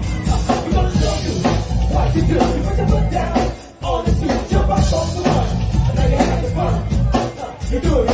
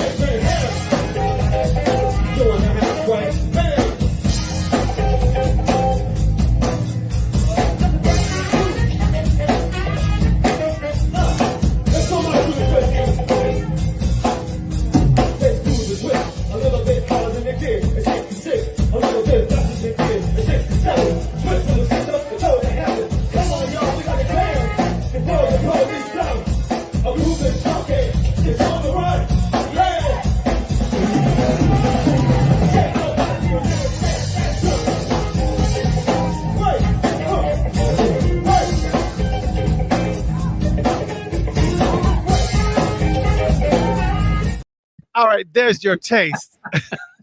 There's your taste. There's your tasty taste. Thank you. And that was just the show intro. That wasn't even the rest of the show. and no, quick story. Funny. I gotta share this with y'all. This is really important. The interesting thing about that night, sold out night, we killed it. Great show, great set list. The next day, I had a corporate show. And if you remember, I'm pretty sure Martin, I don't know if Chris remembers, the next show that I had was a corporate show, which was the night that I got into my accident. When my quad muscle tendon got hurt. Guess what? It wasn't because of dancing. I didn't get hurt dancing. I was running off the stage to get my water bottle because I had to sing My Girl Net. I had just finished the dance solos. I'm good. I'm like, whatever. So looking at that clip, and that was what, 5 years ago now, and to be threatened with a situation where it could have easily went even more left. Now, thank God I'm an athlete. You know, as everybody knows, if I wasn't doing music, I'll be boxing. Or all my nephews, they all MMA trained and boxing with Floyd Mayweather's father and everything. So thank God I've always kept in shape, because to do what I do on stage, somebody said I got the good knees. The only reason why I have the good knees is because even before that accident happened, the doctor said because of the stature of your health and the condition that you're in, that's why you were able to heal faster than most people. I was back on stage in 6 months. They gave me 6 to 8, and I still did more therapy even after the fact, because I realized, I'm like, if I'm gonna be at my 1000% to be doing what I'm doing and continuing this shit, I'm gonna make sure that everything is on all cylinders. So like you said earlier, it is a blessing. Now, I never took this for granted, but after that situation happened, that was the day after that show, which was interesting, because here I am killing, sold out show. Now I got the corporate show, we killing, and I get hurt not even dancing. I get hurt running off the stage because of a monitor was in front of my foot. So the crazy thing can literally happen to where that could have easily threatened the high energy part, because now thank God that I'm a real singer and I can stand flat foot. I'm from the church. I'm Baptist Pentecostal. I can stand flat foot and sing all day. But let's keep it all the way real. As much as people love the way I sing, when you come to a law show, there's that one, if nothing else, one thing law going to do, law going to dance around this motherfucker. He going to do something. And that was the thing that scared me when that happened. I'm just like, they're not used to seeing me like this. So that whole process made me even more grateful. So the fact that that was 4 years ago. So as you see my recent shows and everything else I've been doing, you know, I'm in 10,000 times even better shape than I was. I was already in shape during that period, but now it's that because it's consistent work. And that's just to make sure I'm satisfied for myself, but that the fans and the people that pay good money to come and see an excellent show is satisfied. So, you know, I just wanted to just share that with y'all, for anybody that needs some inspiration, that you can rise, that you can actually overcome your situations and things like that. Because that was the darkest period of my life. It was scary because, you know, be laid up in bed for 6 months and your band members are like, Lord, it ain't the same without you. We miss you. They doing shows every week. And I'm laying up in here playing my video games and production and producing, still doing my, you know, practicing my guitar and shit. And I'm like, I'm sitting there like a kid, like, I can't wait to get out this motherfucker and start dancing again. So you know how I feel now when I get on stage. That's why every stage presence is a monument for me. Every time I get on that stage, I leave it all there, because when you get moments like that in life and you don't take it for granted, you know? Yeah. And everybody was in. Aaron Frigo. Let's see, I was wondering why I was getting warm in here. Aaron Frigo said my jam house quake. And but you almost had one of the Game Boys dancing. Damon Dixon said, "Boy, I almost started dancing." Let's go, Damon. No. Did y'all hear about what happened last year? Me, and I don't call it dancing. I was just dancing with my big brother. He was trying to be modest about it, but somebody, I think Baron Kills got it. Y'all know Baron, right? Baron got it on video. We was at First Avenue. It was a ball. Matter of fact, I think, Martin, wasn't you there that night? I think you was there that night at First Avenue. Which night you was had it? to be. This celebration last year. I was at First Avenue. Yeah, last year. That was it. Last year, we was at First Avenue.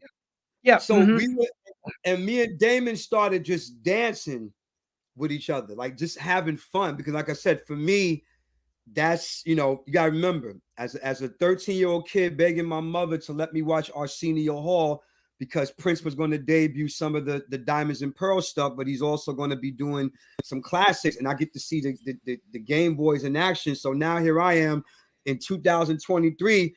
I single-handedly brought Tony M out of retirement. He'll tell you that. I brought him out of retirement. I brought him out. I'm like, nah, motherfucker, I've been waiting 20-something years for this moment. You're going to get on this track. And now we're doing an album together. As y'all all know, we're working on a duet album together.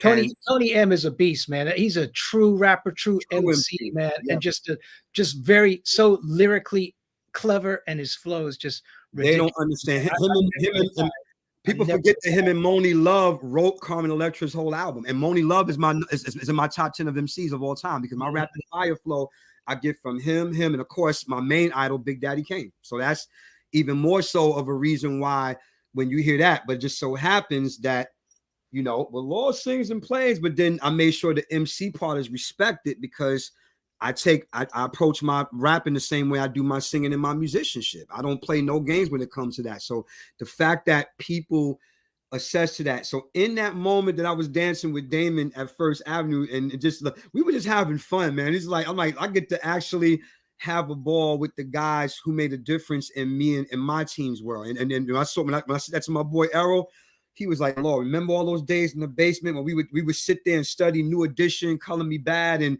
the Temptations, and all of our favorite groups, the Game Boys, and watching the Jacksons and Prince. And we was like, let's take some from that, but we're going to put that Brooklyn shit on it. And it's like, now here we get the props from the guys that we studied from. So in that moment with Damon D at First Avenue that night, man, like I said, you can't take none of these moments away from me. If I left tomorrow, God forbid, I could be happy in that light.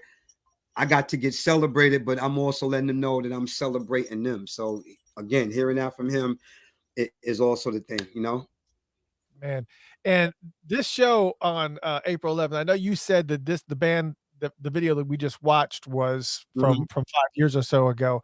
Lisa wanted to know who is going to be your band in this show. Okay. Well, it's the Planetary Movement original members. We got a special guest, so I'm gonna tell you who the special guest is at the end. So, of course, we got my boy Cecil Sanchez on bass. Same guys that played at the same unit, but now this time we got Cecil Sanchez on bass. We also have my longtime drummer Sky on drums, and of course, my best friend and second guitar co-conspirator, co-leader, Lord E. Errol Hibbert. Then we got Stevie Wonder's former keyboard player Kenny Stax Richardson on keys. Oh yeah, we ain't if you know anything about Kenny Stax Richardson, I ain't gonna say nothing. No, Martin, no, we call those guys the Cats. That's the Cats. So them, and we got my newest sax player, Isaac, on saxophone, a beast. You know, Sky brought him into the fold. He did one show with us last year, an excellent young. He's the baby of the band now. I'm usually the baby or the second dose of the baby. And last but not least, special guests on guitar, because you know we always do the Eagles thing where it's 3 guitars. We always have fun playing off each other, and we all take turns and stuff like that.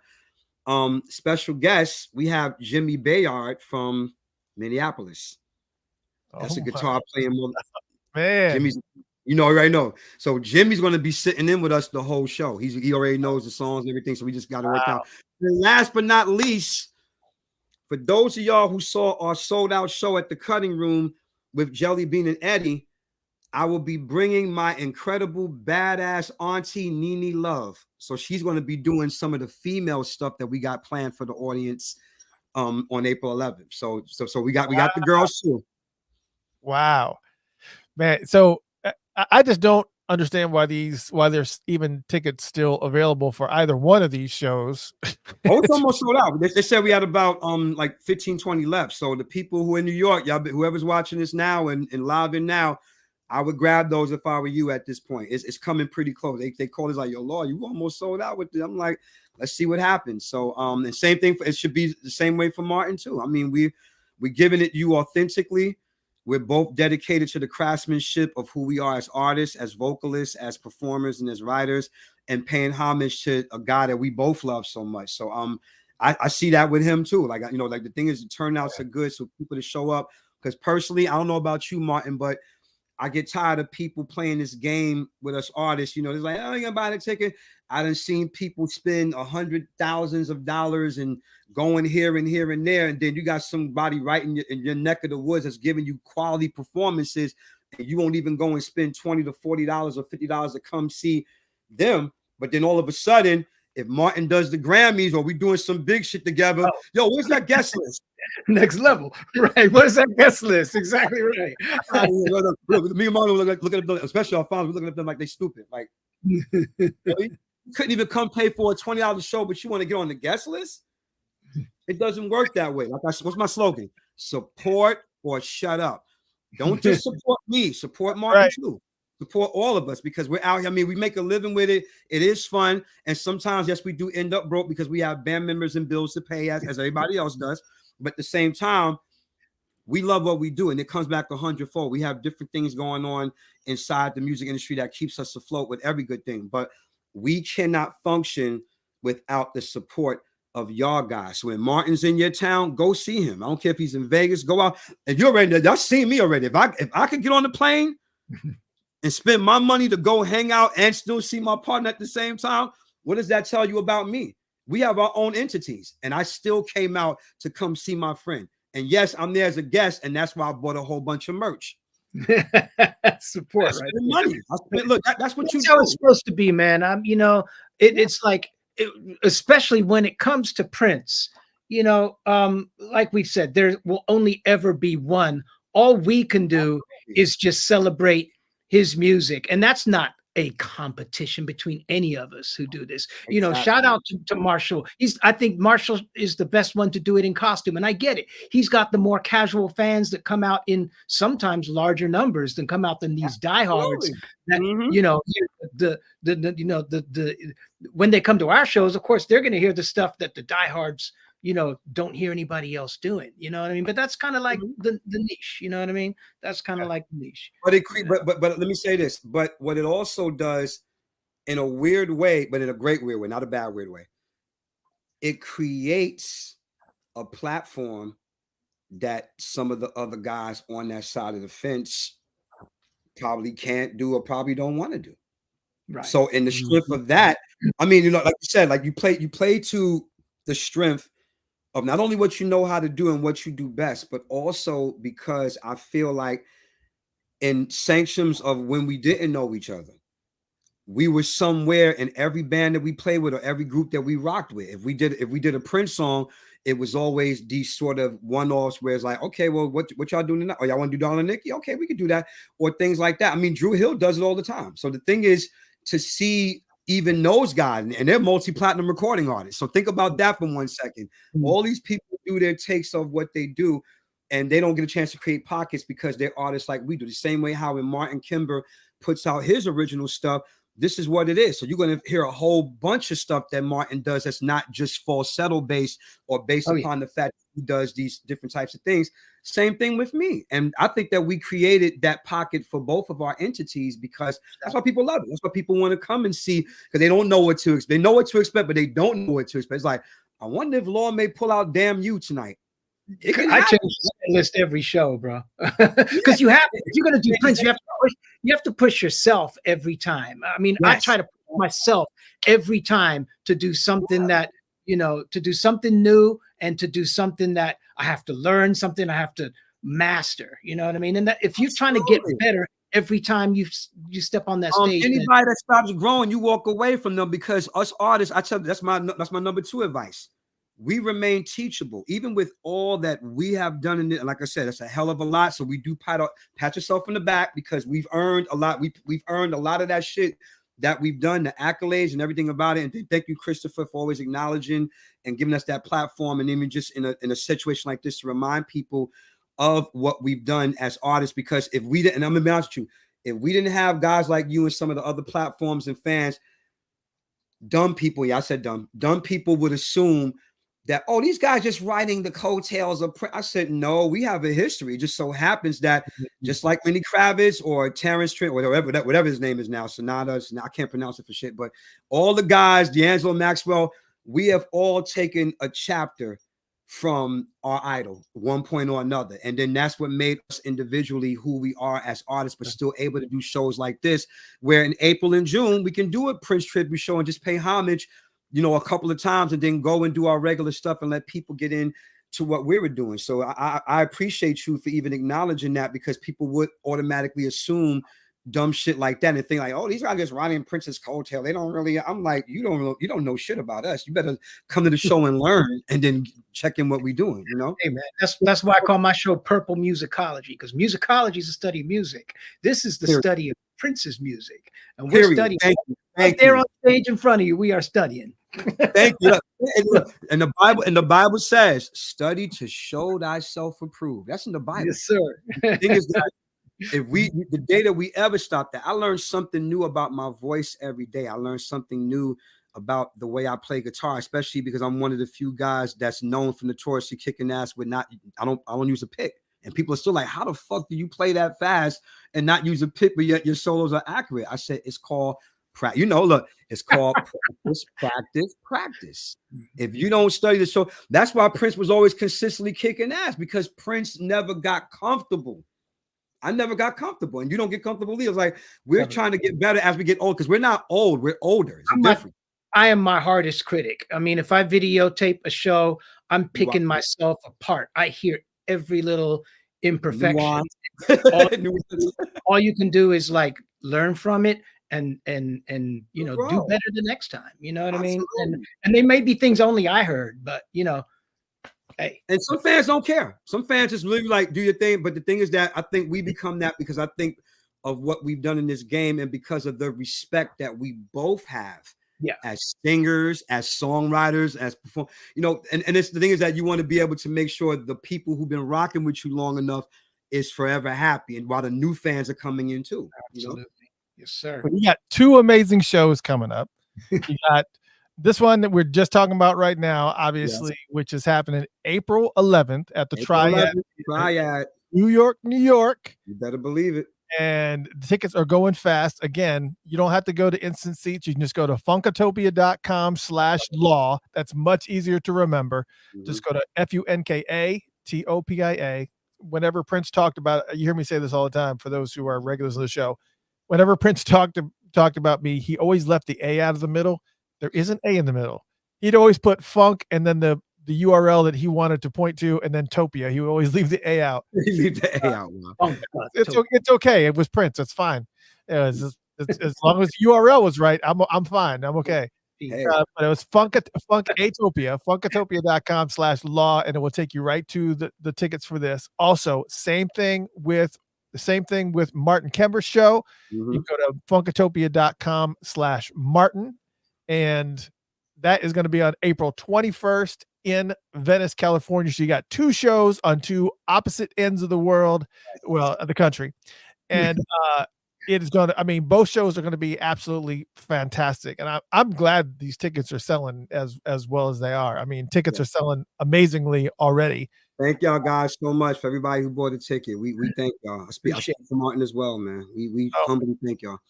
I can't. Yeah, it's, you know what I didn't do? I didn't even play. I didn't even play a little clip of Martin. I've got 2 clips we can play here.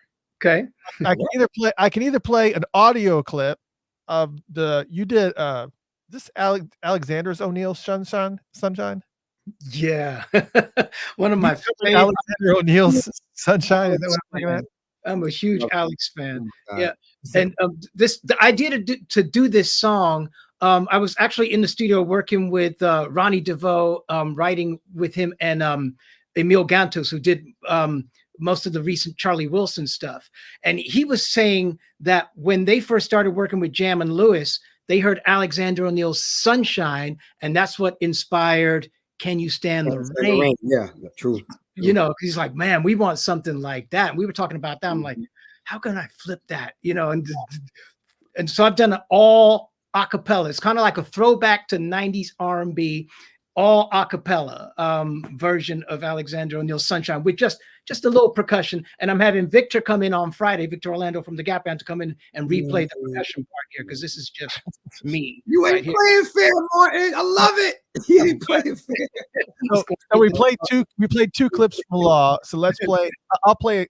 Won't play the whole entire song because you got this song, and I also want to play a video clip of another track that you do. Let's start with a little clip of Sunshine. This is audio only. Let's check this out.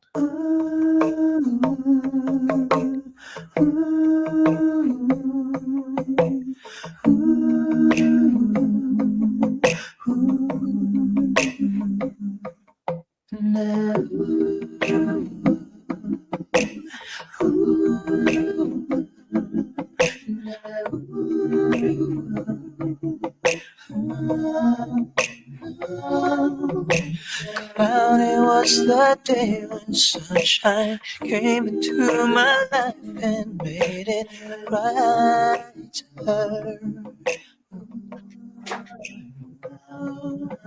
She touched me with her warmness as the light shines from a smile. She made me happy. And I can never keep myself away, 'cause when I'm next to her, I feel the warmth reaching out from love. She touched me with a smile that glowed. I can't go a day without my sunshine. Shine. She warms me with a heart of gold, and I can't go a day without my sunshine. Shine. When that bullshit comes around and it starts to get me down, I call my sunshine. Dang. That was a little clip of that. You better sing, motherfucker. Boy. Immediately I thought, I don't know if this.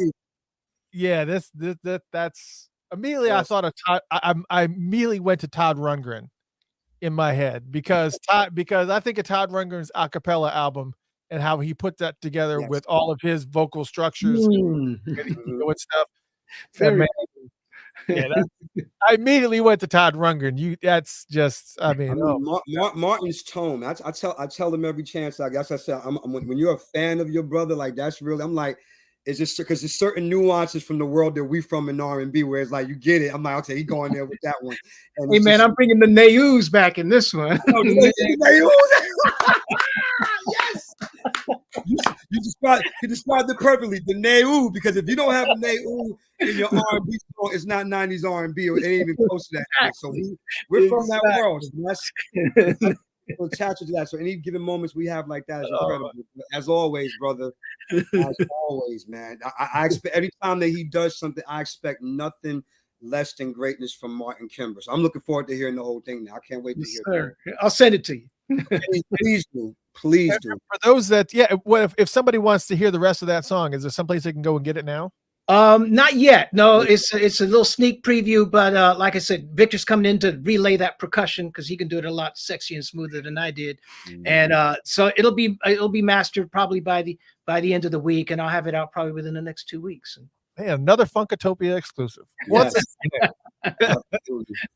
And for those who are planning to possibly go to this show, and hopefully you are, here's a little clip of what some of the Prince-centric stuff looks like. This is, I won't tell you what the song is. It's right here in the title. It's If I Was Your Girlfriend. I'm going to say it anyways. Here we go. This is in the building. All right. I'm a country girl, originally from Texas, but we about to take it down on here to the West Coast. Show you how we rock out.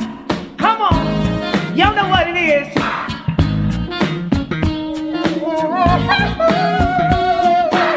The incredible Martin Kember.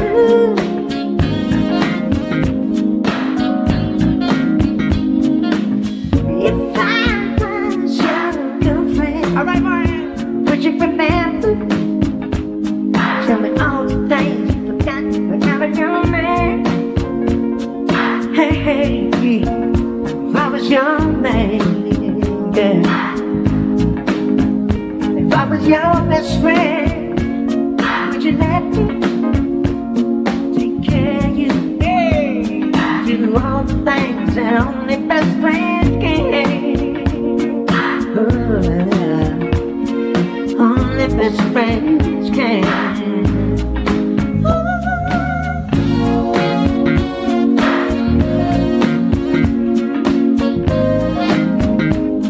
If I was your girlfriend. Oh my God. I just be there all night. No, hold on. The fact, I remember that night. I was there that night. He did, y'all don't peep it. He did the Camille part before Camille transforms back into Prince. The fans will understand. That's why I'm like, I said, for real. That blew my mind that night. I'm like, yo, Martin's a fucking beast, man. He did the Camille part of it. I made the setting on this. Oh, wow. Yeah, it took a little while to tweak it and get it right, but then it's just so when we do that song, it's just hit the pedal and you're on, right? I love it. I love it. And the thing is just that, but the authentic part of that song and just starting it the way that, because I know when I first heard, I'm like, is this still Prince or somebody else? And when I was a kid, I didn't know no better, so I'm learning about exactly. Bro, always, man. I was there that night. I'll never forget that. Yes, sir. That was fun. Look, we got another fantastic one in the house. Little Shelby J actions. Hey, Queen Shelby. Wow. Queen. Hey. Oh, Queen Shelby in the house. I've been a fan of that woman since D'Angelo. So that for me, that's come on now. Me, I like it. Just even in the presence of everything that incredible woman has done, before Prince, after Prince, all the stuff that she's been doing, collectively. Queen, we love you. Just wanted to just give that to you. We love you so much. Thank you for being who you are. Really.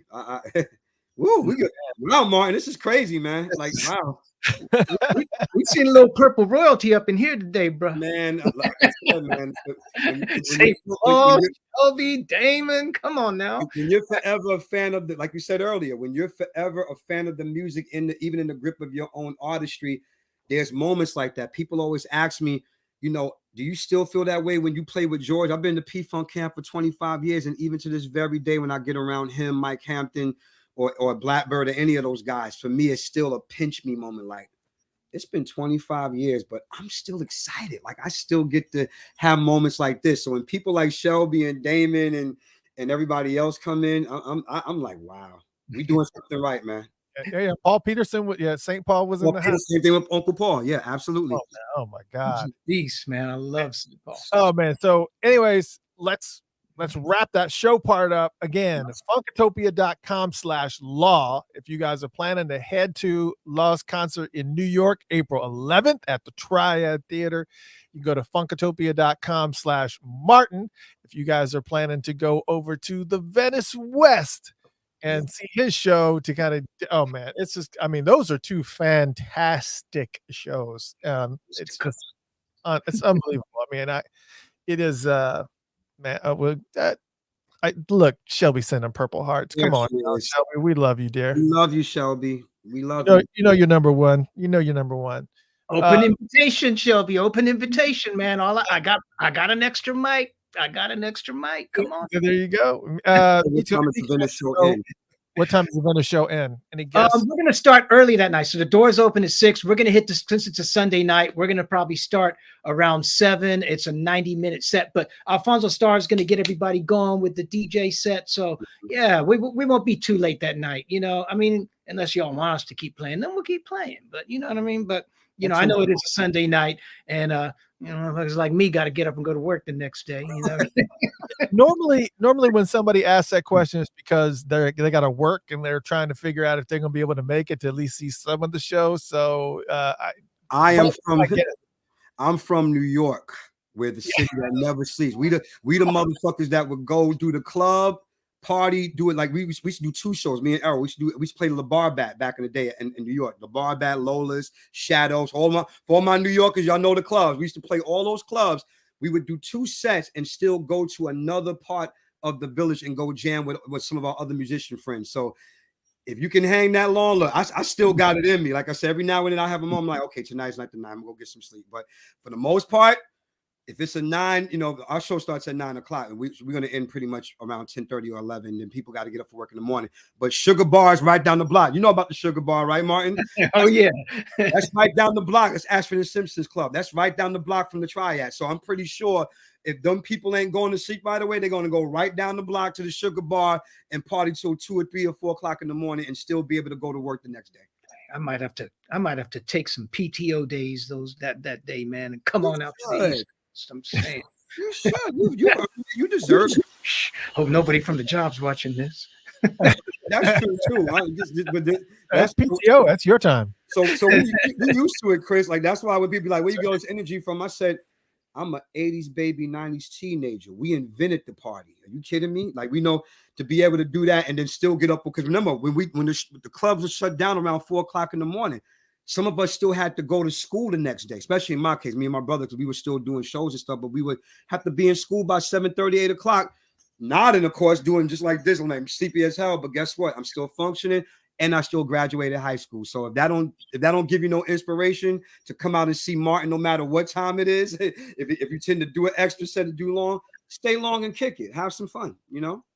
When I was a 70s baby, an 80s teenager, and that was even rougher because you didn't know where anything was going on at any point in time.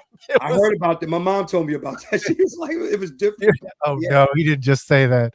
My mom told me about that. I'm saying that in retrospect because the thing is that our generation, even going into if you think about the 80s baby, 90s teenager, the thing with us, every generation is different, and we took a liking from the page from that book because they thought they was in that route. But then when it came to our era, it was like, okay, well, we are doing some of what they did, but there's a little bit of a difference here in the nuance of how people would actually stay in the course of that. But that's every generation, though. That's every generation. Every generation, like even the kids my son age now, they think they're doing something at these clubs. I'll be laughing. I'm like, he's like, I'm tired. I'm like, you tired already? It's 12 o'clock. I'm looking at them like, y'all ain't built for this shit, but I got to remember, this is my son's generation now. It's a little bit different. So that's all that is. I appreciate it. I love every facet of it because it gives you a chance to understand why we still able to even do stuff like this, you know, to do shows. The passion.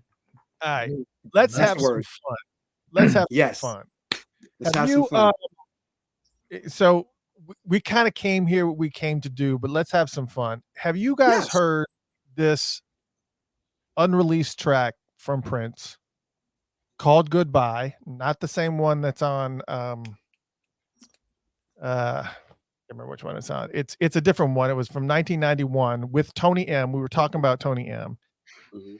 Done very, very high quality, like it's like out of a studio quality recording. And I'm like, where did this song come from? And the person who posted it said that it was being posted in blessings of the person that recorded it, which would have been Prince. So I don't understand that, but I guess I don't know if Tony has something to do with it. I want you guys to take a listen to this track. It's not that long of a track. It's like under 2 minutes, like 1:45 or something like that. But take a listen to this track. I don't know if you guys have heard it, so let's take a listen. Go for it. He used to see his lady. Instead, he saw a blue Mercedes in her drive. Who could this be? He couldn't believe this girl would ever lie. And she behind his back. Damn, he must be whack.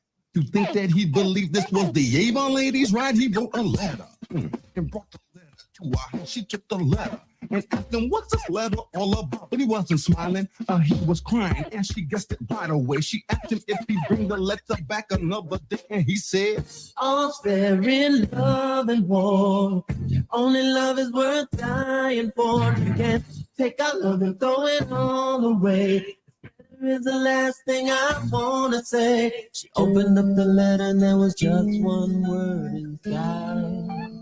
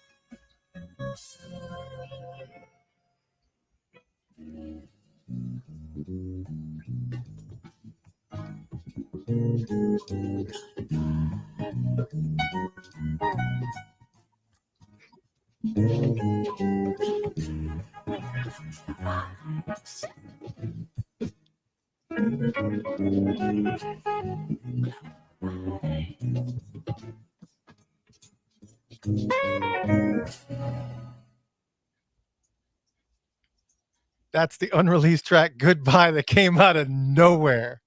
What? Man, I need a clean version of that. Where is it? It's on YouTube, did you say? Yes, you can find it on YouTube. It came out of nowhere. Mm. Like, wow, that takes you through 3 different like mood swings. yeah, some people were saying they couldn't hear it well on yeah, it was muffling and losing volume here and there just because of the compression on the internet. But yeah, I heard all I needed to. This version is the version that you'll find on YouTube is a clean version. Just search for Prince Goodbye featuring Tony M, and it's really clean. Yeah, I thought it would play like really, really clean, but apparently this I probably had to mute us, and it probably would have been okay. But I just don't understand. I guess what boggles my mind every single time, because I always think I had a discussion a while back, and I see Jeff Page in the chat room. What's up, brother? I see he's what up, Jeff? My dude. There. I got one for you earlier, man. I got one for you earlier, Jeff. I got one in for you. I love it. Rob and I were talking about this. My good friend Rob Rhythm, he was saying, well, I was saying to him, I said, the only way we're ever going to be able to hear like everything that Prince ever did, unfortunately, is if he left us and he stopped making music, because he's constantly making music. Mm-hmm. And, so unless that machine comes to a pause, you're never going to catch up. You're just never going to catch up. And what's amazing to me is that he has not been with us now for 8 years, and these things are still coming, like still coming in like these massive, massive waves. Mm-hmm. To me, that's just unfriggin' real. Just crazy to me. I don't. Let me just say this real quick. Hearing that's why you saw me going through the motions, especially when Tony's part came on. You want to know why? What year was that again? 91? It was recorded in 1991. Damn. If you listen to Tony's flow, that's how the rappers are rapping now. That cadence, that whole, if that don't tell you that Tony M was ahead of his fucking time. And he ain't the only one, but in that moment, for right now, listen to that. You know, but even on Willing and Able, well, hello, MCT on the mellow, swing on to the temple as I flow on the roll. Here we go. Willing and Able shot the show. That's a different pattern because most rappers usually like a real MC can flip any style and make it fit to any program. That's 1991 when most of the other newer hip hop styles hadn't even really developed yet. So hearing that in 91 with Tony M rhyming like that, that's how all the young guys are rapping now. The cadence, the whole flow of it, even with the momentary pauses in between. So to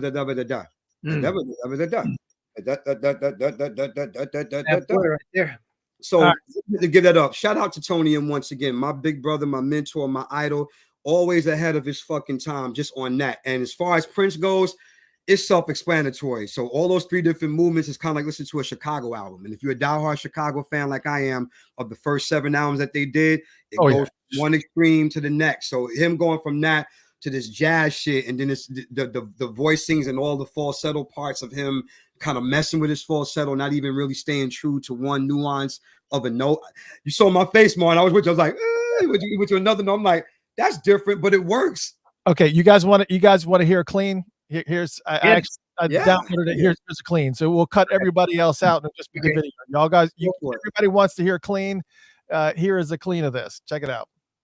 He went to see his lady. Instead, he saw a blue Mercedes in her drive. Who could this be? He couldn't believe this girl would ever lie and cheat behind his back. Damn, she must be whack.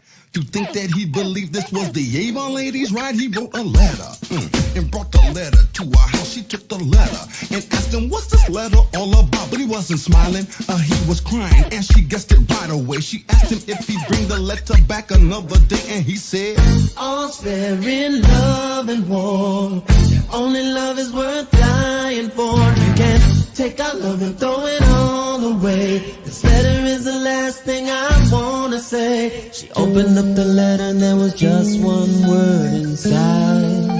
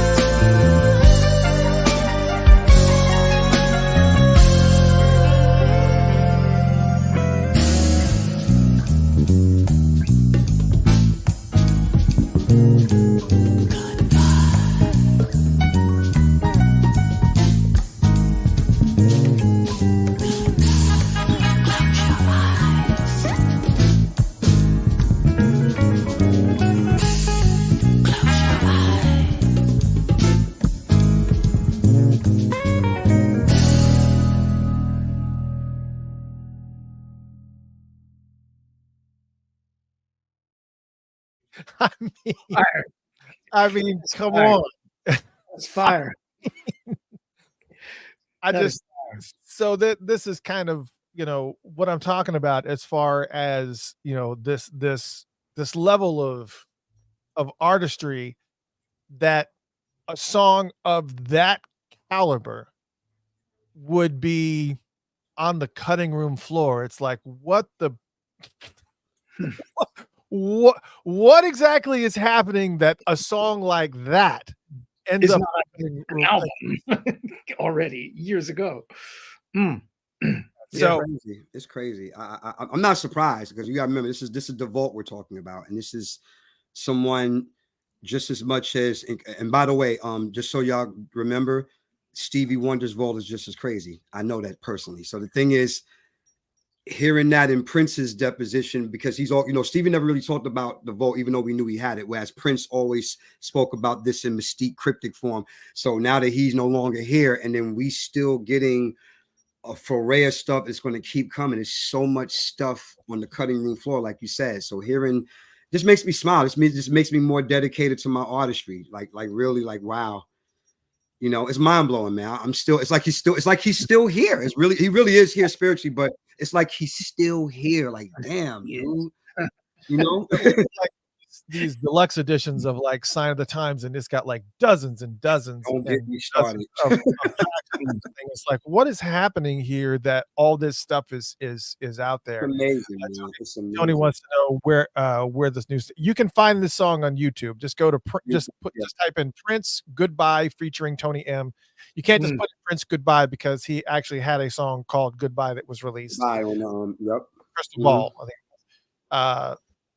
Anyways, but this is Goodbye featuring Tony M, and you'll find it, and it's out there. And then I'm gonna text Tony after I get off this live with y'all. I'll be like, motherfucker, you didn't tell me. I'm gonna make a post out of it tomorrow too. That needs to be recognized though, because like I said, because the current wave of hip hop, you know, the thing is a lot of, and not all of them, a lot of these young guys, they thinking they're doing something new. And this is a reminder right here.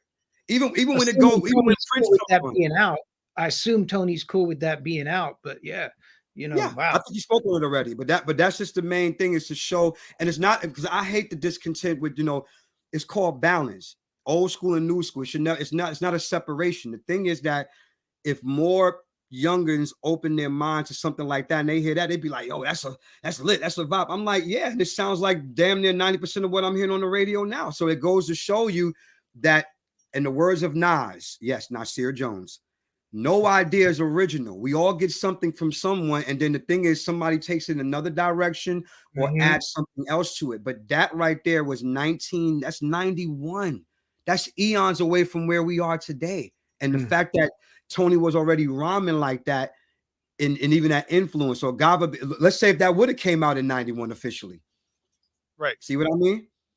Well, Tony and on the video that's on here, it says the guy who posted it is a guy named Bino Wild. I don't know who he is. But he puts in here, this was leaked with permission from the source. I would not have leaked it without permission. It says, if the estate wants me to take down the download, I beg you to contact my email before sending a strike. Ha ha ha. Okay. Before sending. Okay. He told us. Mark, he told us. That's not up to you, sir. You just sat us down. I'm sorry. That's how it just come like, I'm like, okay, shit. Right. Well, the only person who could have leaked it permission wise would have been, I would assume, would have been Tony, or but I doubt Tony is smart enough to know not to be messing with the estate right now, because there is so much because they're locked into the estate right now as we speak. They do it. There's a lot of great things coming up for this year and next year. Yeah. So he wouldn't do that. But somebody asked you a good question. Somebody asked a great question. Why wasn't this on the Diamonds and Pearls deluxe set? Sure could have been. I can answer that question. Why? Because, and respectfully, I'm not gonna say anything crazy. It's because, in my humble opinion, on a personal level, so far, those are the two greatest releases with the Diamonds and Pearls box set and Sign of the Times box set. Is because when they try to give us what they think Prince fans would actually want, instead of giving us what we really want, because honestly, the 1999 record, like here, and I already have most of those songs anyway. I got a lot of Prince other stuff that I have for years, bootlegs, B-sides, whatever. But the thing is, if you're going to reintroduce Diamonds and Pearls, don't be stingy with it.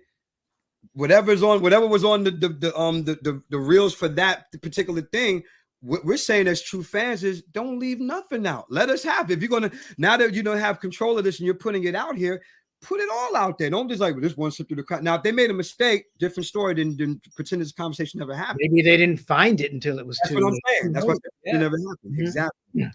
But if so, and they just decided that we're not going to put that, then they're doing a disservice. But that could have very well happened too. So let me not even go far and even saying that they made a conscious decision to leave that off, because that could have very well been a thing that kind of slipped through the cracks, because that can happen. You said you remixed it using AI, which brings up another terrifying. He remixed it with, to get sounds out. He didn't alter anything. But AI to me is so terrifying. Sounded just a little sus now. Yeah, AI is That's a whole terrifying. nother conversation. I don't even want to get into. Yeah, yeah. I just put AI the other day, but everybody knew I was playing. That's a show for another time, for sure. Yes, I don't even want to get into it. Man, oh man. But yeah, so I just wanted to make sure that we had a little bit of fun with that for sure. And man, it's just Masterpiece. That was amazing. I'm still, my mind is still blown off of that. Still. Yeah, you guys know where to find it. It's on YouTube. All right, I got one. Let me see if I'll do a couple questions for each one of you that I kind of had that were kind of outside of the and law. I will. I've got 3 here that, but I'm gonna go with a couple here. Go for it. First is, tell me how you really feel about Wendy Williams.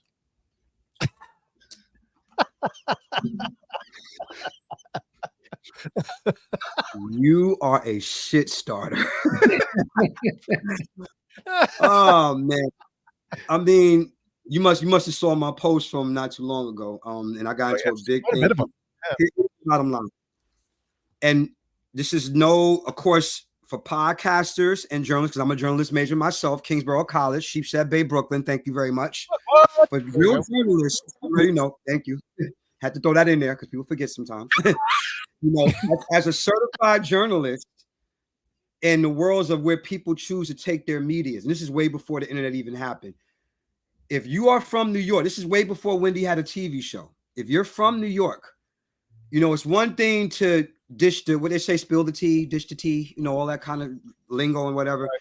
But it's another thing when you start to expose things that you knew about, but good and damn well you ain't ever supposed to open your mouth and say something like that, discredit. And what she did to Method Man's wife, I'm a diehard Wu fan, and a lot of people didn't know that Method Man's wife was sick with cancer, and she put that on blast. That was supposed to be confidential.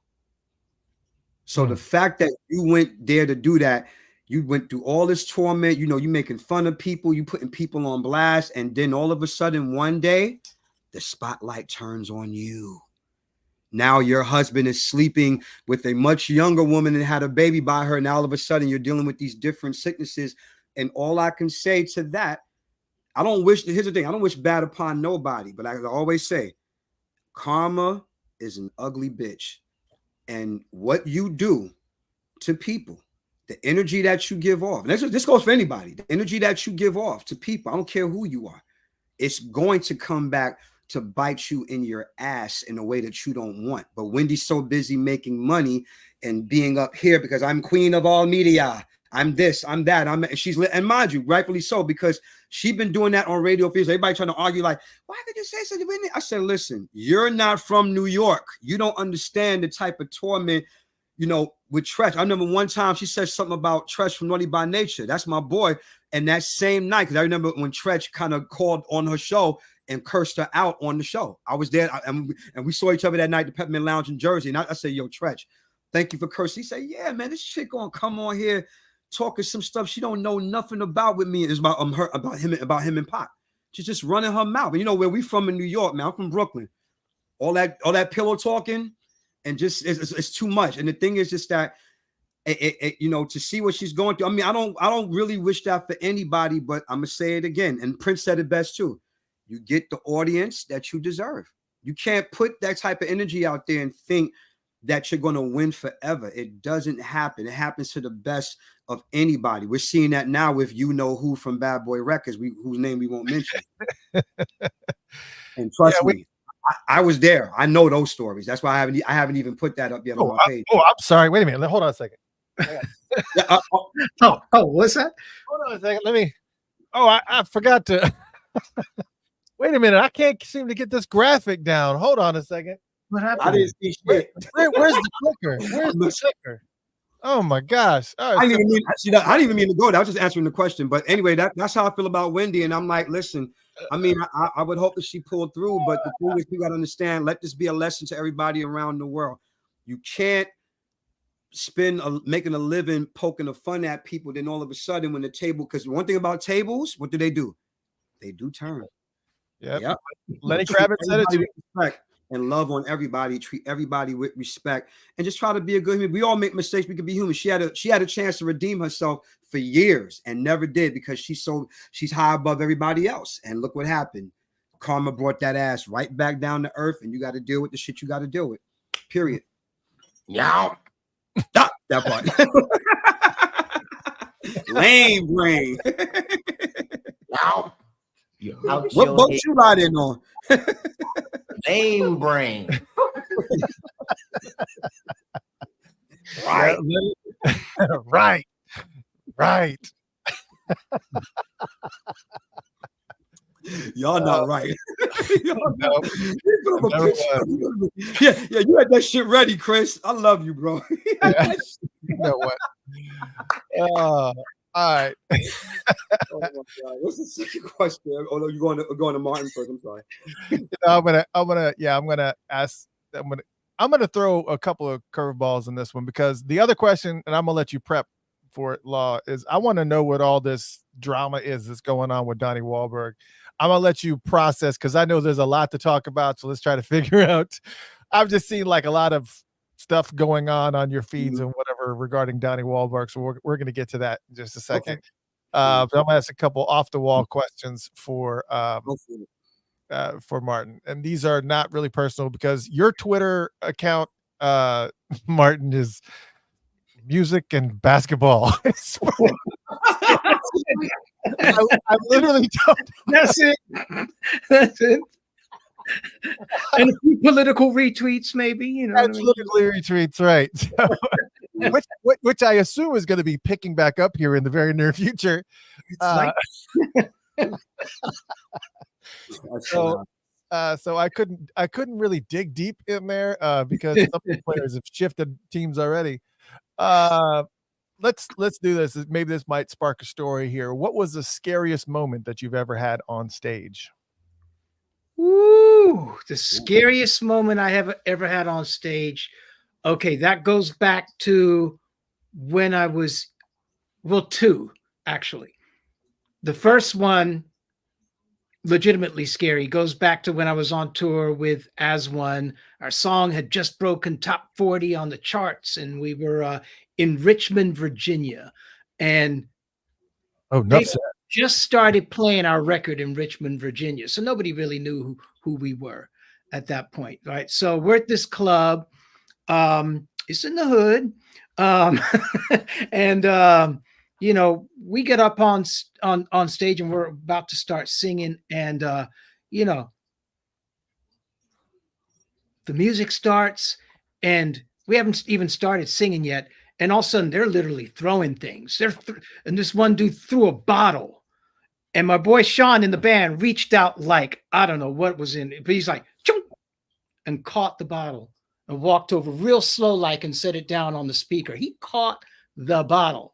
Caught it real cool and went and put it down on the speaker, and we continued the show and started singing. By the time at the end of that show, man, they were screaming, "Go white boy, go white boy, go!" We love it. Oh my God! But for a moment, I was like, "Where are we? What's about to go down?" Oh shit! I run. And then I'll say the other scariest time for me was the first time I did live television, was the 2014 BET Awards with Color Me Bad. And I had just lost my mom recently. And Lionel Richie was one of my mom's absolute favorites. And we used to listen to Lionel Richie on the way to school, on the way home. And who do we go on right after the Lifetime Achievement Award is given? Is Lionel Richie. So I'm backstage just like, where's my mom? You know what I mean? And it was one of the toughest performances I had to get through. And I wouldn't say scared, just like in that moment, you know what I mean? Where it was just difficult. It was just difficult. And it was my first time on literally live television. So that was the other thing that sticks out. And you can see when I look back at the video, I'm like, my eyes are welled up, looking up, and it little bit into the song, I started to get into my groove a little bit, but it was a difficult one. Yeah, the power of music. And you were mentioning, in that moment, and you were also talking about the fact that, this, you're probably not going to do Sometimes It Snows in April on the 21st show, primarily because it's the 8-year anniversary of his passing. And it's just, oof. It's just, I love the Yeah, song. I just have a tough time getting there's some songs that just have like, Emo- lyrically, there's just so many songs that have that power. Mhm. I was working with this group one time that used to do Stevie Wonder's All in Love is Fair as a slow song. And that song, literally, when I have to sing that song, I have to be in the right frame of mind. I can't think about past relationships. I can't. It's because that song is a lot. And it's a powerful song, but also lyrically, Law, you sound like you look like you're very familiar with the song. I won my 6th grade talent show singing that song for that same reason. Shut up. My right hand of God, literally. When I sing that song to this day, it's still because I came from a place with that song. But of course, and Stevie's my guy next to Prince. So for me in 6th grade, this one girl really did break my heart during this period. And the more I understood the lyrics of the song, and remember, I'm from the gospel world, so I'm already like, and in that moment, standing flat, one of the few chances where I don't have to dance and anything. I'm just literally standing still and projecting my vocals. And that moment, I got a standing ovation. I ended up winning. I wasn't even really trying. It was just more so just me getting a chance to get it out. But that song, that's why I was like, oh my God, you don't really know how bonded we really are because of that record. That's in my top 10 Stevie records. So. Yeah, Intervisions is, but that song, but I understand, being in that moment and having a song just kind of resonate with you. And yeah, man, sorry for your loss. And that must have been a really difficult moment. Yeah. I mean, for sure. Still, I mean, woo! that was a personal moment. and on top of that, again, condolences, regarding Jon Stewart, and same for you, Law, because condolences for Rico Tyler. So I'm still we're losing them too fast. We're losing people too fast. Yes, we are. It's just too much. Mm-hmm. All right, so let's go with the second question for you, Law. Yes. You do a lot of posts with you and Donnie Wahlberg, because I mean he's your boy, man. It's just hey, it's just you guys are always hanging out, and so big brother for life, Dorchester in the house. Oh yeah, yes, one of my idols. I mean, my mother took me to the Apollo the night that she won first place for amateur night. New Kids on the Block were the special guest.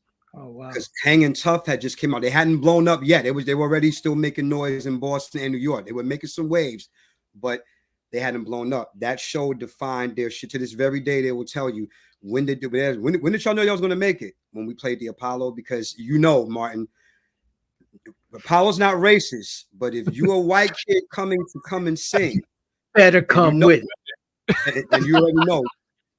And Jordan's one of my idols. Jordan Knight is still a beast to this day. Him and Joey, them two, because Donnie can sing too, but Donnie doesn't sing the way Jordan and Joey does. And the thing is that Joey was only 12 years old singing "Please Don't Go, Girl," and Jordan just had that falsetto that was just murderous. I'm like, that boy can sing. So exactly. If you come with it, they will show their love, right? And but don't night we say, "Go white boys, go white." And I'm 11, 12 years old at the time. And I told my mother again, I said, one day I'm going to meet them and I'm going to work with them. So fast forward 20, 30 something years later, this man is one of my biggest supporters. I can't even, I get emotional. When I talk about him, Lionel Richie or Mars Day, like these are guys who I'm really, really close to. Like again, like I said earlier, it's just a feeling of pride. And to have your hero see the influence, because I'm heavily influenced by New Kids on the Block as well as New Edition. So to have my main idol, because Donnie and Jordan were my top two favorites, to have them recognize that influence in what I do, it is truly the best feeling in the world. And for us to be brothers and get ready to work on stuff, even when we just hanging out, like when we just have our moments, y'all seen over the years, we've been having moments where we be at the shows and backstage and on our way somewhere, going to concerts together, just hanging out. you know, it's really a big brother, little brother relationship. And I'm honored and proud to just even be in that space with him as he is with me, I would hope. So what was the drama? Were people giving you? Oh, the drama. Okay, let me see if I can shorten this. Here's the thing. I mean, let's just keep it honest. Of course, you know, and I'm pretty sure Martin got a couple of these stories too. I mean, no great success or rising is complete without jealous haters. Matter of fact, you had Marcus on your show not too long ago. Rumors is one of my favorite songs. So what's the first 4 lines? How do rumors get started? Started by the jealous people. They get mad because something they had, somebody else is holding. In this case, it's the fact that some of these people are trying to fit, not like I said, keywords, some of them, only a handful of them, but the rest of everybody's like, Lord's the door, you know, they don't love it. I love the fact he's a blockhead. Meanwhile, you got these other people on the side like, who does this guy think he is? I've seen his post. He thinks he's all in. And here's the thing, I'm used to that shit because they just, confidence will always be arrogance to insecure people. So it doesn't bother me. I'm just sitting there laughing because they don't understand that people like me and Martin that had to go independent and didn't have publicists. So we become our own marketing machine. We become our own, you know, publicists. And the thing is, you have to, on social media, you can't present just music. You have to present your personality too. Otherwise, people ain't gonna be like, yeah, you sound good, but I don't really know much about you. So for some people, it's barbersome. So here I am. I get invited to one of these groups. And you know, on Facebook, I create my own groups because I already saw the drama with other groups, especially in the Prince community. That's another subject for another day. Drama, people talking what they think they know. And I'm in Prince's camp. That's the funny shit. We're both in the camp. So it's like people just talk what they think that they know. So then I'm in the new kids situation and I'm just spreading love. I'm showing love. People find out who I am. They saw me on the cruise with Donnie, celebrating my birthday. I'm turning up. People like, yo, you were great. And then Donnie been telling me a lot about you. So I'm putting up pictures of me and the guys. I'm in a forum. If you're going to be in a new kids forum, what do? You talk about how you became a blockhead. Like, what do you love about Joey's voice? You know, things like that. The same way we would talk about the time and St. Paul and everybody else we love. So all of a sudden, next thing you know, you got these 2 people in here, and yes, they were women. They on here discussing my facial features and do I use filters when I made it very clear that there's a difference between a color filter and a face filter. I said, I don't use face filters. My skin is my skin. And anybody that's met me in person will tell you that shit up front. And I'm not even I'm thinking they asked a legitimate question. I'm thinking, okay, let me just answer that and it's cool. But then they start doing the whole poker bear. Now they want to get into these things. They making up stuff. And then people I don't even know coming in is like, well, I thought Law was performing at the official after party. Just like a lot of stupid shit. So I want them the first time. This is me being nice because everybody knows I have a Patrick Swayze theory. Be nice until it's time not to be nice. I said, listen, everybody's entitled to their own opinion. You don't have to like me. That's cool. I'm not, look, with every 20 people that don't like me, there's 200 people that love me. I know everybody's not going to like me or my personality. That's cool. But once you start blatantly disrespecting me and making me a part of your post, especially a few of these people I didn't even know. I don't even know you. Some of them I knew, but I'm like, how you commenting on somebody you don't know? You trying to be funny. Okay, so you know what? This is my second time warning you. Leave me the fuck alone. It's that simple. I don't bother nobody. I come on social, y'all know, I come on social media. I have a dark Brooklyn sense of humor. I post about music. I'm a historian. So I post that. Y'all know how I do regular stuff. I don't need this. So that person did it again, and she decided to bring all of her friends with her. And Law simply had enough. I snapped. I called these girls the C word. I said it. See, I'm man enough to say it. I'm not saying I was right, and I did apologize. And I did it, but here's the thing. Look, I'm a man. I don't usually use that word, but in that moment, what's the theory? If you poke a bear long enough, he will bite your head off. I'm from Brooklyn. You can't. Well, look, you gotta remember. I'm gonna say this respectfully. Where I'm from, we settle those kind of beefs differently because you couldn't. Let's say Martin was somebody I didn't like. Just pretend. Let's say someone, and I talk about his sister. Now let's say Martin's a general, so he is. Martin could be someone that's from the same street that I'm from, or from the other side of the street I have beef with. If he finds me somewhere or sees me somewhere, you think it's not going to be a problem? You think he's not going to approach me? Even if he don't do it, he's going to be like, oh, you've been saying some shit about my sister. That's the world where I come from. So the internet gave too much access for people to sit behind a keyboard and talk this shit. And I'm not used to it. I'm not from the cyber world. I'm from the computer age, but the cyber world is different for me because where I'm from, in the era I'm from, the bullies got their ass kicked. That's the era I'm from. So the thing is, for me, these are women. I don't put my hands on no woman. We know that already. So the thing is just that I spazzed out, and I did apologize for using that word. I apologized publicly, very sincere, but I made it clear. But I'm not apologizing for the intent of what it is. And they did a whole smear campaign on it. It was crazy. It was contacting people that was working with they were literally trying to throw me under the bus. Like, oh, I pity Donnie for working with. And as you see, when the truth prevails, when God fights your battles, and when your reputation continues to stand on solid ground, the haters can't move you. They did everything in their power to make a mockery of me, all kind of shit. And as you can clearly see from those recent pictures and the announcements and everything else in between, it simply did not work. So in true honesty, there was really no beef. It was more so me checking people for being disrespectful. Where I'm from, listen to the song by Biggie called What's Beef. That's not beef. Where I'm from and where Donnie's from, beef is a whole nother thing. So that's why I have to laugh sometimes at shit that happened last year. And it was last year. I just laugh at the stuff now. But anyway, that's what happened. And that's just it. So that was the whole beat behind that. It was just more so about them trying to throw a monkey wrench in what they think they was going to spoil between me and my brother. But my brother knows me. See, it's different. It's one thing if I was starting trouble and beefing with people and starting shit. And guess what? Like I said earlier about Wendy Williams, I would have everything that's coming to me if I was that. But as you see, nothing but good is coming to me because I don't start shit. I just end it. For somehow trouble finds me. I don't look for it, but people just always want to have this thing where they want to come at me because they don't like the way that law talks. They don't like the way I walk. And like I said, that's an opinion. You can have that. That's cool. But don't disrespect me. That was all that was. And then they were like, oh, they don't like me. I'm mad. I want to make you like. I don't give a fuck about that. That's high school. I don't care if you like me, but just respect me. That's all. You don't have to like me, but respect me and respect what I do and don't blatantly do it. And then you won't have to worry about me getting online and ever calling you out your name or anywhere else because I don't have that kind of reputation. Most of my fans are females. So that's why when they heard the news, the first thing they said, it was like, if Law said that, somebody must have really came out of pocket because Law don't even talk like that. And that's how you know the people who truly know me and my reputation. Right. Yeah. That was it. Yeah. Well, there you go. I laugh about it now. It's so funny to me now. It's comical. Well, and that happens tons in the Prince community. I mean, absolutely. I've had to filter people out of some groups. Block people too. Come on, keep it real. This one just like keep on starting stuff just for the sake of it.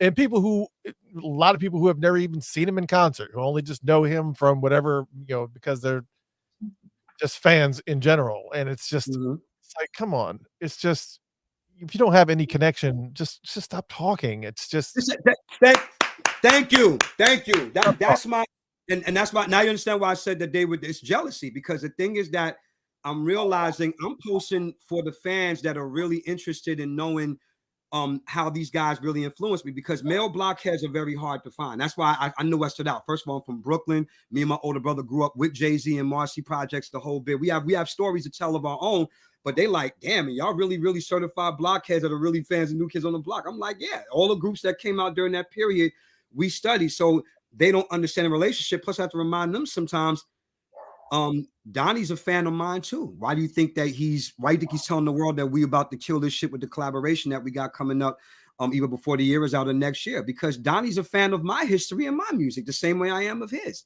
And they can't fathom it. They're just still trying to figure out this Law guy. He just, they don't, like I said, confidence only comes off as arrogance to insecure, jealous people, because people just be asking, seen him before. He seems to be well liked. They'll be like, people seem to love him and he got talent.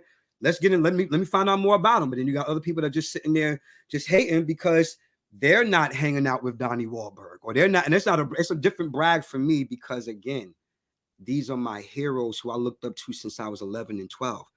But I have my own merit in the industry the same way as Martin does. Martin, like I said, Martin's been on Soul Train. I've never been on Soul Train. I wish I could have, but Martin's been on Soul Train. I'm like, that's an event within itself. Because all my musical friends who've been on Soul Train, and people are jealous of that. They were like, well, he got to do this. He got to sing with Color Me Back. Motherfuckers hate, man. People just hate, but then you just learn after a while. I look at Donnie all the time. I'm like, D, I don't know how you do it. We just started laughing. I'm like, because in that moment, he said, yeah, you had a moment. You're a Scorpio. My brother knows me. He's like, you had a moment. Yep. I heard about when went down. You had a moment. He said, but I know you. And I knew that was a moment. I said, yeah, because I don't do stuff like that. So for me, it's almost like that had to be done. But I tell you one thing, it did work because it got mighty quiet around that arena. They don't even mention my name no more. And when they tried to, they'll do like, well, for the person whose name rhymes with flawless, I'm like, they're talking about me. And I just laugh at it now. It's funny to me. And I just ignore it. I just sit there and I read. I'm like, ha, ha, ha, ha, ha. It's nice. It's cute. So same shit. I feel you on that, Chris. I feel you. Well, as also a Scorpio, I can tell you that we have short fuses, and Thank you. It is a daily challenge to keep it in check. Yeah, like you got to keep it in check. But once you lit that fuse, okay, then here we go. All right. And that's how most of my fights were growing up in the hood. I never bothered nobody, but then they go like this. I'm like, now we gotta go. And it's like, you don't understand that until you get in the world like this. So, it's funny. Right. It's just really, I'm glad you get it. Oh yeah, I absolutely get it. And I know Martin does too. He's just being politely quiet because yes, like he knows. I'm kind of the opposite. I have a very long fuse. Right. And when I used to have a really, really bad temper as a kid and as a young kid, especially, but I've got a really long fuse and I've learned to manage that. But then I'll get to a certain point and all of a sudden it's like 0 to 10. But I know how to control it and I know how to remove myself from the situation. And I'm really non-confrontational. You know what I mean? I will, as soon as there's drama, unfriend. Don't need that. Bye-bye. I because the bottom line is music for me is something I love, something I want to enjoy. The moment somebody brings hatefulness or drama to it, I'm gone from that. I'm somewhere else where I can continue to enjoy it and love it. You know what I mean? Don't hate me because I'm beautiful. Exactly. That's what you and these punches, dude. Oh man! Let me real quick, Martin. I will attest to this, and you can agree with me because you have, my beautiful niece, and as you know, I have 3 beautiful grown women now. They're still my baby girls, but now my granddaughter's the oldest out of her crew. So the thing is, I get it. So I had to learn. I'm glad I had daughters first in that regards because it does definitely bring a piece because you're dealing with girls is different. It's different when you have to deal with young kids and stuff like that to understand that. So you saying that it made me develop that as the years went by. Me and my older brother both, because we got like he has 2 girls of his own. So it's like the same mindset is always okay. Let me go play a video game. Let me go pick up my guitar. Exactly. Yeah, I gotta be her role model. You know what I mean? Yeah. Whereas it was when I was raising my son as a single dad, it was a little different. Somebody messes with my son. I don't care. You're 6 years old. I'll be like, what? He'll say, the locker room and say, you will not. That's the way it is. And sometimes in life, I say this all the time: be humble, be courageous, and be nice. But every now and then, you got to let a motherfucker know. Yeah. And it's not about threatening. It's not about violence. It's not about threatening. It's just that I'm only going to give you but one or so many more. That's what happened in that situation. I'm just like, see, y'all started that because y'all could have easily ended that by letting it go. But you want to make a fodder and think that I'm just going to stand back and watch you try to throw my name and my reputation under the dirt because you don't like me and you being funny and trying to do all this shit. And I don't even know you like that. So it's almost like, no, I'm going to handle this now. And like I said, it did work to that degree because even though it sent a shockwave to people and women that don't like that word, I'm like, no, at that moment, it had to be used because I felt at that moment, that's what they were acting like. Because the thing is, I don't see y'all bothering nobody else like this, but y'all not going to make a mockery of me or make a reputation off of me. I'm not having it. And at that particular point, I said what I said, and that was it. I apologize for the choice of words because I am a man and I am human. It's okay to be angry. But the thing is, You're not going to do that. And I would do the same thing for you or anybody else. I'm not going to allow anybody to disrespect people who I generally love, who are good people and ain't bothering nobody. Because like I said, if I was bothering people or making fun of people or doing that type of shit, then understandable. I can get everything that's coming to me. I deserve what I get. But since I don't, I'm not taking this shit lying down. You're not going to keep doing this to me and thinking I'm not going to go for your juggler. It's not going to happen. I'm not the, as Prince says, I'm not the one. I think it's human nature to test people's Michael Jackson. You're going around the world here, Chris. Yeah, it's human nature to test people's boundaries. It's just it's just like, that person doesn't get upset. Let me see if I can investigate and find out exactly where those boundaries are. And that's just not. And I remember we from the street. We ain't go to look. I was a Boy Scout. That's my only nature endeavor growing up because I realized I could survive this wood shit. This ain't my thing. So y'all want survival? Come to St. Mark's Ave between Albany and Kingston. I want to know about survival. This ain't nothing. So just in that stance of people putting in, I just try to, I get along with everybody, or at least I try to. And my thing is, that's why I always said, I'm like, listen, if I'm not your cup of tea, that's great. You don't have to like me, but don't disrespect me and what I do because you want to make a mockery because you don't understand who I am and what I do. Just keep scrolling and keep it moving and everything will be fine. Don't make me a fodder of I'm not the one for that. Don't make me a fodder of your jokes unless we're cool with each other. Me and Martin joke all the time. Like we can joke with each other daily. That's my brother. So when we crack jokes, we don't get sensitive. Like me and like we crack jokes. But if I don't know you like that and you're trying to come into the mix, like, who the fuck is this? You know what I mean? Like, yep. You know what I mean? Like, you don't, like you said, Christopher, you don't belong here. Like, what are you doing here? That's right. Man, it has been awesome having you guys on the show. I'm glad we got a chance to actually cut up and just talk too, man. This is incredible. And there's two phenomenal, fantastic shows coming up. And they're on opposite sides of the country, so you really actually have no excuse to get to one of these. But the first one, obviously, coming up April 11th at the Triad Theater in New York, New York. Tickets are still available, but there's not a bunch of them. I got to get one of these Planet 12 Law beanies that you have here, man. We're gonna have to do a swap. I'll get a Planet 12 beanie and I'll send you a Funkatopia one. We should have did one that night you came to the show in Minneapolis. I had the question, but the new ones we got coming out in a couple of months is crazy. I'm almost done with the official designs now for those and some other merch that we got coming. So we coming with some shit. Oh man, see, I'm just gonna have to just head to the website, planet12law.com, I believe is your website, right? No. I'm actually, here's the thing.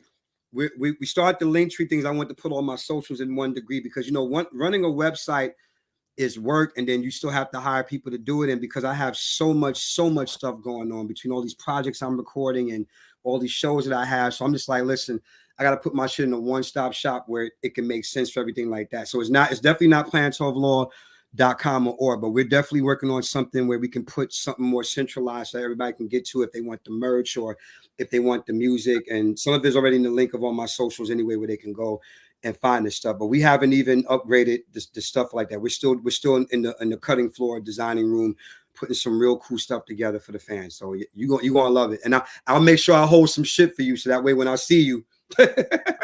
Well, yeah, I'll just buy it. But didn't you used to have? I thought you used to have a website at Planet 12 Law. I did. No, that was in the days of MySpace. Okay. All right. Just way back in the day of MySpace. Just documenting how out of touch Mr. Christopher is. April 11th, Triad Theater in New York, New York. There's very few tickets left, probably only about a dozen or so left. And that is happening. And that's exciting also. And then on top of that, April 21st, Martin Kember and the Unit. And that is April 21st at the Venice West in Venice, California, featuring DJ Alfonso Starr. Thank you for joining us as well. That was really cool to have him drop in. And man, gentlemen, it has been amazing having you here. It's been super, super cool. And Chris, you forgot the third question, man. You didn't get that's right. Yeah. Well, the third question, I didn't know. I was kind of torn between two of them. The first one was, if you could have any superpower, what would it be? Martin. For me, yeah, superpower. Jeez, time travel. That's mine. time travel. That Yep. is absolutely mine. I could make a lot of money, Right. and I would definitely go back to 2016 and get arrested trying to stop whatever was going to happen to Prince. Right. Just to be able to manipulate time, not just travel, but also manipulate it. Like if you, like for instance, when you drop that word and to maybe be able to like go back like a minute and go, maybe I shouldn't hit submit. Let me Right. Let me think of a sponsor to this. Would be nice. Going forward would be nice so I could get some stock tips. You know what I mean? Hello. Law, what's your superpower? Besides knocking motherfuckers out, I'm sorry. Currently.